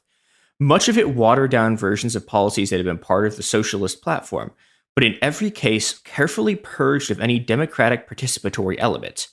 In private, at least, he was utterly candid about describing these efforts to buy out working-class loyalties to his conservative nationalist project. When left-wing regimes later did take power, the template had already been established, and almost invariably, they took the same top-down approach, incorporating locally organized clinics, libraries, mutual banking initiatives, workers' education centers, and the like, into the administrative structure of the state. So there's two interesting things here. One is that the development of the things that are going to become the modern welfare state, this is implemented not by, all these sort of policies that we're talking about Wall's doing now. These were originally implemented not by the left, but very deliberately by Otto von Bismarck, like the arch late 19th, early 20th century conservative, the guy who is literally responsible for the foundation of Germany, right? Like that's his project. He is the guy who creates the nation of Germany, and thus will forever live in infamy as one of the most evil people in human history. The line directly from him to Hitler is incredibly straight. But the second part of this is what social democratic politics turns into, right? Which is this effort to sort of centralize all of the sort of autonomous institutions that the working class had constructed, and to centralize all of that activity into the state, right? This is like having your sort of clinics be state-run, having your libraries be state-run, having your like mutual banking things, like all of these things that had been independent institutions are folded into the state project. By folding these things into the state, Graeber's interested in the extent to which they become bureaucratized and the sort of democratic elements vanish entirely. I am less interested in that here, and I am more interested in the extent to which it ties all of these things to state violence. Now, James, do you know what else is tied to state violence? That was a masterstroke, Miet. Magnificent. Did not have that one written down. Came up on the cuff. Absolutely fantastic. Please tell me, Mia, what is connected to state violence? It is the products and services that support this podcast.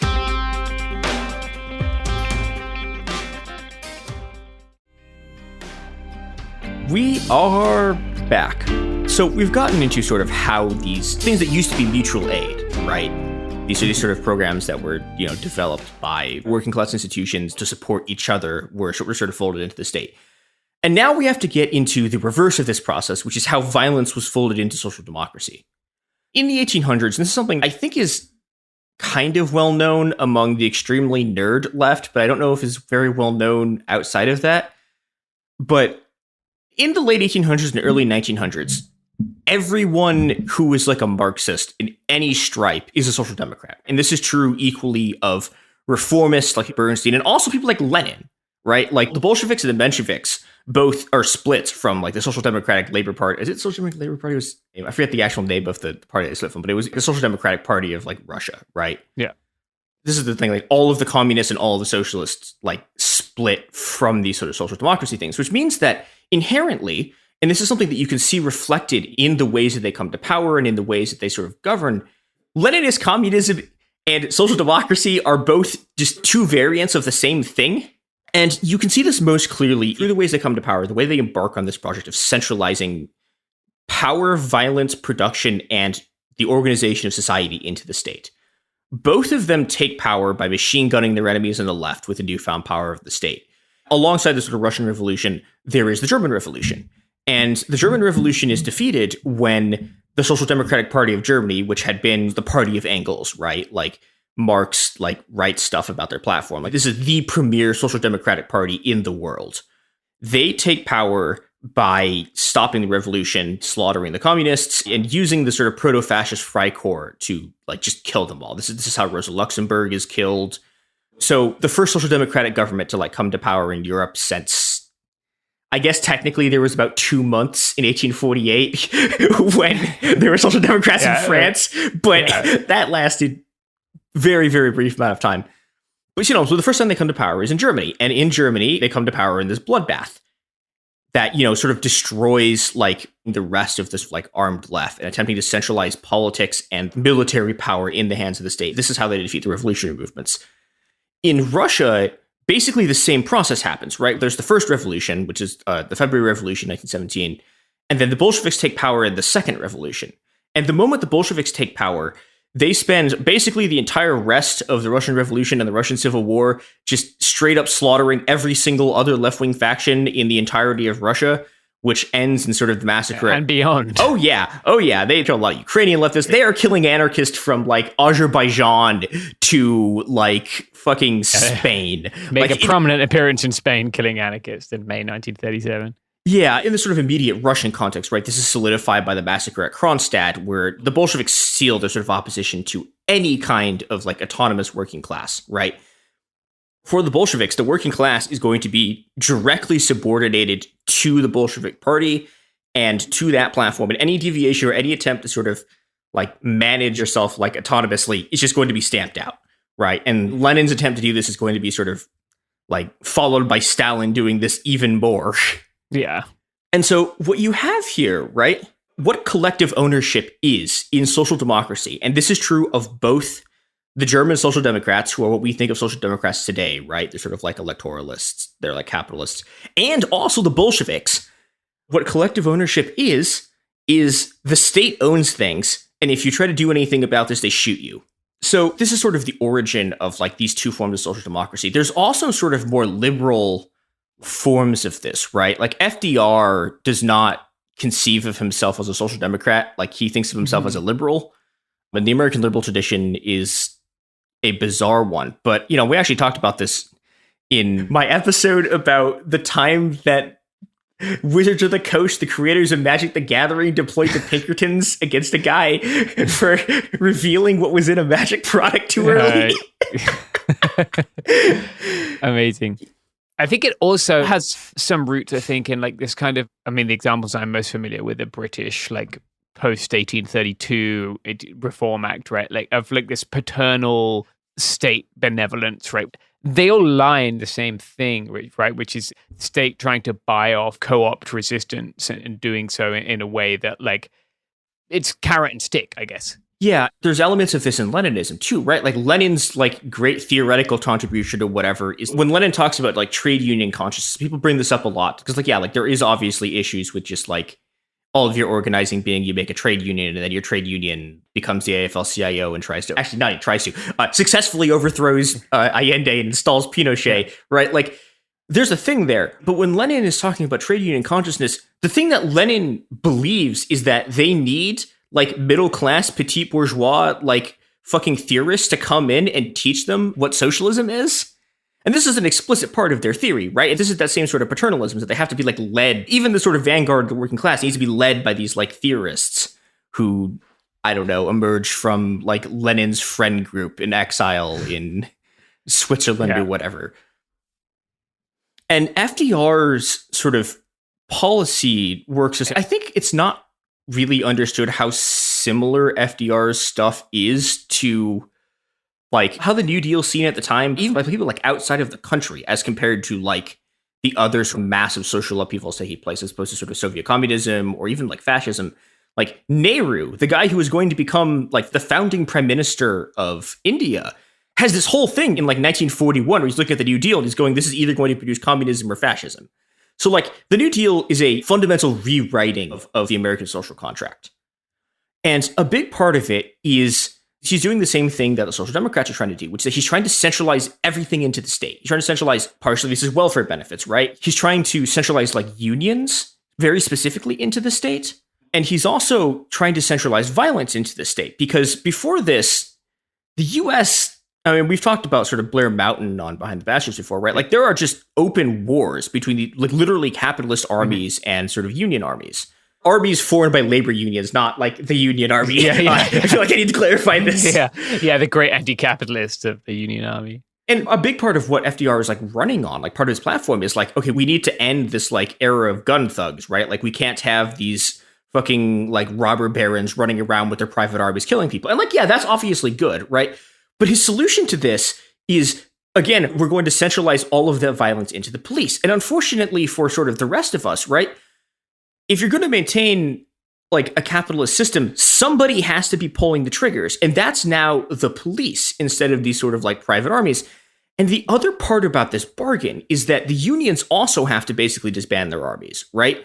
Because the miners at Blair Mountain, right? They have like 17,000 guys. Like all of them have rifles. They will go out and they will fight. They have machine guns. Like they have cannons.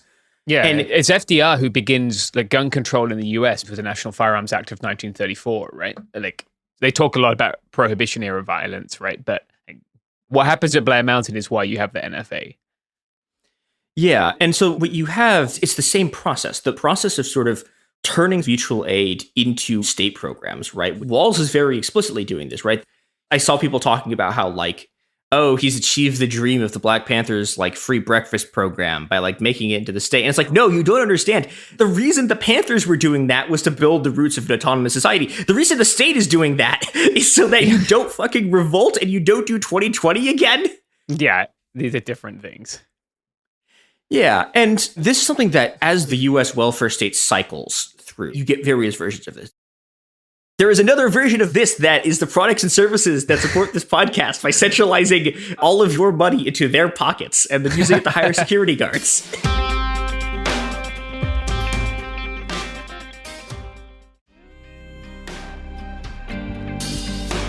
We're back.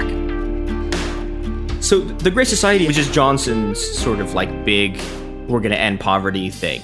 You know, he's doing the Vietnam War at the same time. Yeah.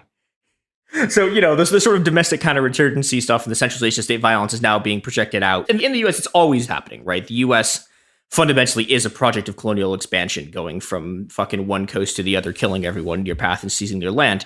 And the contradiction of this, right? The fact that like the people who nominally want sort of a welfare state also normally are like revolted at the fact that they're burning millions of people alive in like Vietnam, Cambodia, and Laos. Like this contradiction is kind of what tears apart social democratic politics. And what replaces it is, you know, like if social democracy is a carrot and a stick, right? Neoliberalism is just the stick.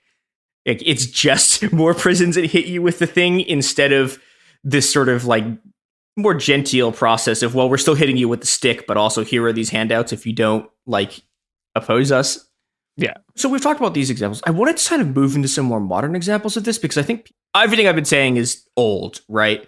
But this stuff is still happening today in the social democracies that exist, right? Like one of the biggest examples of this is there's two kinds of social democracies that people point to depending on where on the political spectrum they are. One is like the Nordic countries, right? Mm-hmm. And this never worked on me because one of my foundational experiences, like as an activist, when I was like a little baby, 15-year-old in 2013, was talking to someone who had a mounted cavalry charge done against them by the Swedish police because they were doing an anti-fascist action and they got trampled by fucking horses because that's what the state is. And yeah, so like that's like kind of on the one hand, but the thing that we're seeing right now is, you know, the remains of the welfare state being paired with this incredible, like rabid anti-immigrant violence, right? Mm-hmm. Yeah. And this is the thing you see in places like France too, right? Where you still sort of have the welfare state. It's also this unbelievable violence against sort of non-white people and anyone who's trying to like enter the country. Yeah. I think was it Sweden or was it Denmark that had these laws where like they would like seize the property of any immigrant who like came into the country? Jesus. I don't remember that. I know more people who have migrated to Sweden. I think it might have been. It might be Denmark. I'm not familiar. Yeah, they're also part of the sort of broader like European border project, which is unbelievably violent. And you're getting this with Walz too, right? He's signing on to sort of Kamala Harris's like fucking terrifying fascist border violence. Yeah. And that's again because like all of this project is tied in with state centralization. Well, okay, so what happens when you centralize a state? The answer is it starts enforcing its borders. Yeah, in order to sort of like create underclasses of incredibly dispossessed and incredibly battered and brutalized people who can be exploited for labor. Yeah, like people who are insecure with respect to the state, right? And so they can be exploited by the state or by capitalism that supports the state. Yeah, and, you know, obviously like the US is sort of one of the global pioneers, but like the Nordic social democracies are also really sort of part and parcel of the system. The other things I want to turn to here is Latin American social democracies, because I talked about this at length in the Brazil episodes, right? Brazilian social democracy Lula's like first term, right, has simultaneously this massive sort of push in social spending, and then also enormous like budget increases for the military. There's this incredible, unbelievable spike in police violence. Like rate of police killings is way worse than the US. Mm-hmm. Yeah. And this is true in like fucking all of these places, right? Like this is surely how the coup worked in 2020 was because the Bolivian government kept just like handing money to the police over and over again. And the police like did a coup against them, right? This is also true in Venezuela, which is like unbelievable rates of police killing, like terrifying. Oh, yeah. I was there after the revolution, but I saw some of this happening, right? The revolution going from spontaneity and workers' control and people's control to a degree to like being which happens in almost every revolution that we've seen, right? It begins with the people and then it becomes co-opted by the state.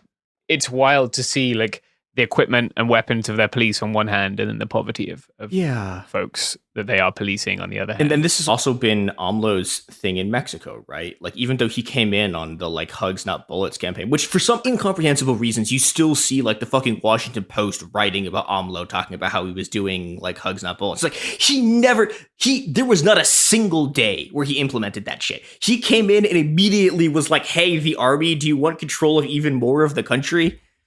Yeah, like it was very funny when AMLO came in, right, and he was doing like hugs not bullets, the English translation, and then simultaneously I was getting press releases being like, "We have deployed several thousand more troops to the Tijuana area. Come to the parade." And I was like, "Oh, no, like are they huggers? Do they send in their tactical cuddlers?" Lula does this exact same thing in Haiti, where he goes to Haiti and he plays soccer with these kids, and he says, "We will show them another way," and then just like in the background are all the armored vehicles from the Brazilian occupation of Haiti. It's just like, well, oh my god. They're showing him something. Yeah, and so the tie between this absorption of socialist politics into the state, you know, and this sort of centralization and increasing of state violence is something that continues to today. And, you know, we're now kind of in the last decade's probably too strong, but roughly decade, we're kind of seeing social democrats like who want to break out of this in the form of the kind of like moderate abolitionists. So these are the people who are, you know, whose thing is like, okay, we're going to defund the police and we're going to like reallocate their resources to like funding welfare programs. And this is like, obviously this would be good.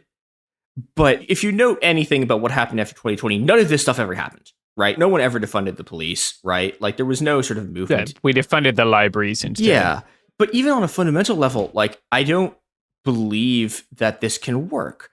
And the reason I don't believe that this can work is because in order to have a state that functions, you need an apparatus of violence it can inflict on its subjects. Oh, I'm going to turn here. Oh, this is a joke you're probably not going to get. Oh, no. I'm going to turn here to famed political philosopher Brennan Lee Mulligan. Quote, laws are threats made by the dominant socioeconomic ethnic group in a given nation. It's just a promise of violence that's enacted. The police are basically an occupying army. You know what I mean?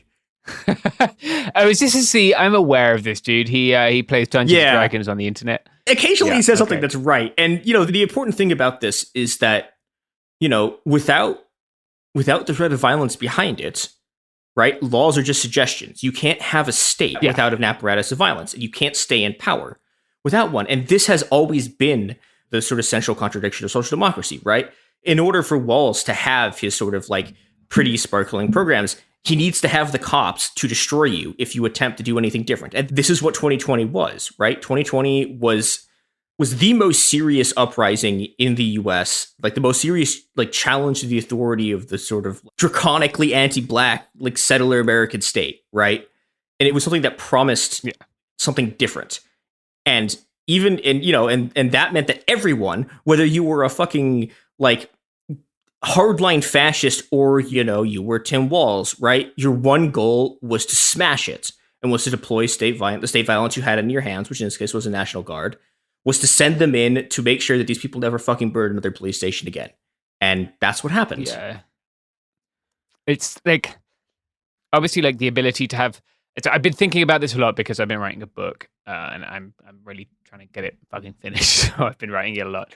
And like when a conflict, be it one within a country or between countries, stops being between states or about what the state should do and starts being about whether the state should be, then we see the entire state system like pivoting on all its suggested morals, right? And just being like, no, we cannot allow this to happen. And I think we've seen that domestically to a degree in the US, right? But like the state can't abolish itself. The state won't abolish itself. The sine qua non of the state is ability to like lock you up, beat you up, or shoot you up if you do what they don't want. And that will always be the state. Doesn't matter if it's got like a hammer and sickle or like you based fucking Bashar al-Assad or whatever. Like the state will still come and kill you if you become a threat to it. Yeah, and that's the solution to what hopefully will be the title of this episode. Why did Tim Walz call the National Guard? And the answer is to make sure that you're never going to be free. Hey, we'll be back Monday with more episodes every week from now until the heat death of the universe. It Could Happen Here is a production of Cool Zone Media. For more podcasts from Cool Zone Media, visit our website, coolzonemedia.com, or check us out on the iHeartRadio app, Apple Podcasts, or wherever you listen to podcasts. You can find sources for It Could Happen Here updated monthly at coolzonemedia.com/sources. Thanks for listening.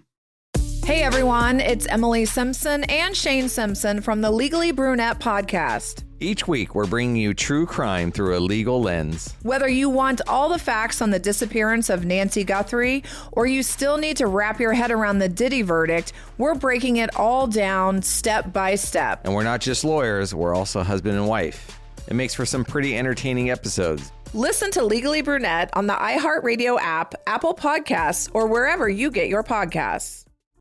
You know Roald Dahl. He thought up Willy Wonka and the BFG. But did you know he was a spy? In the new podcast, The Secret World of Roald Dahl, I'll tell you that story and much, much more. What? You probably won't believe it either. Was this before he wrote his stories? It must have been. Okay, I don't think that's true. I'm telling you, the guy was a spy. Listen to The Secret World of Roald Dahl on the iHeartRadio app, Apple Podcasts, or wherever you get your podcasts. Talking to your kids about the dangers of vaping can be hard. Getting them to listen to hot gossip is easy. So here's some drama you could share with your kid. Dude, did you hear about Cassie and Jake? No, but did you hear that vaping can cause irreversible lung damage and nicotine affects brain development? Nuh-uh. You don't need to gossip if you want to have an open conversation about vaping. So if you want to get tips on when and how to talk to your kids, visit talkaboutvaping.org. Brought to you by the American Lung Association and the Ad Council. This is an iHeart podcast. Guaranteed Human.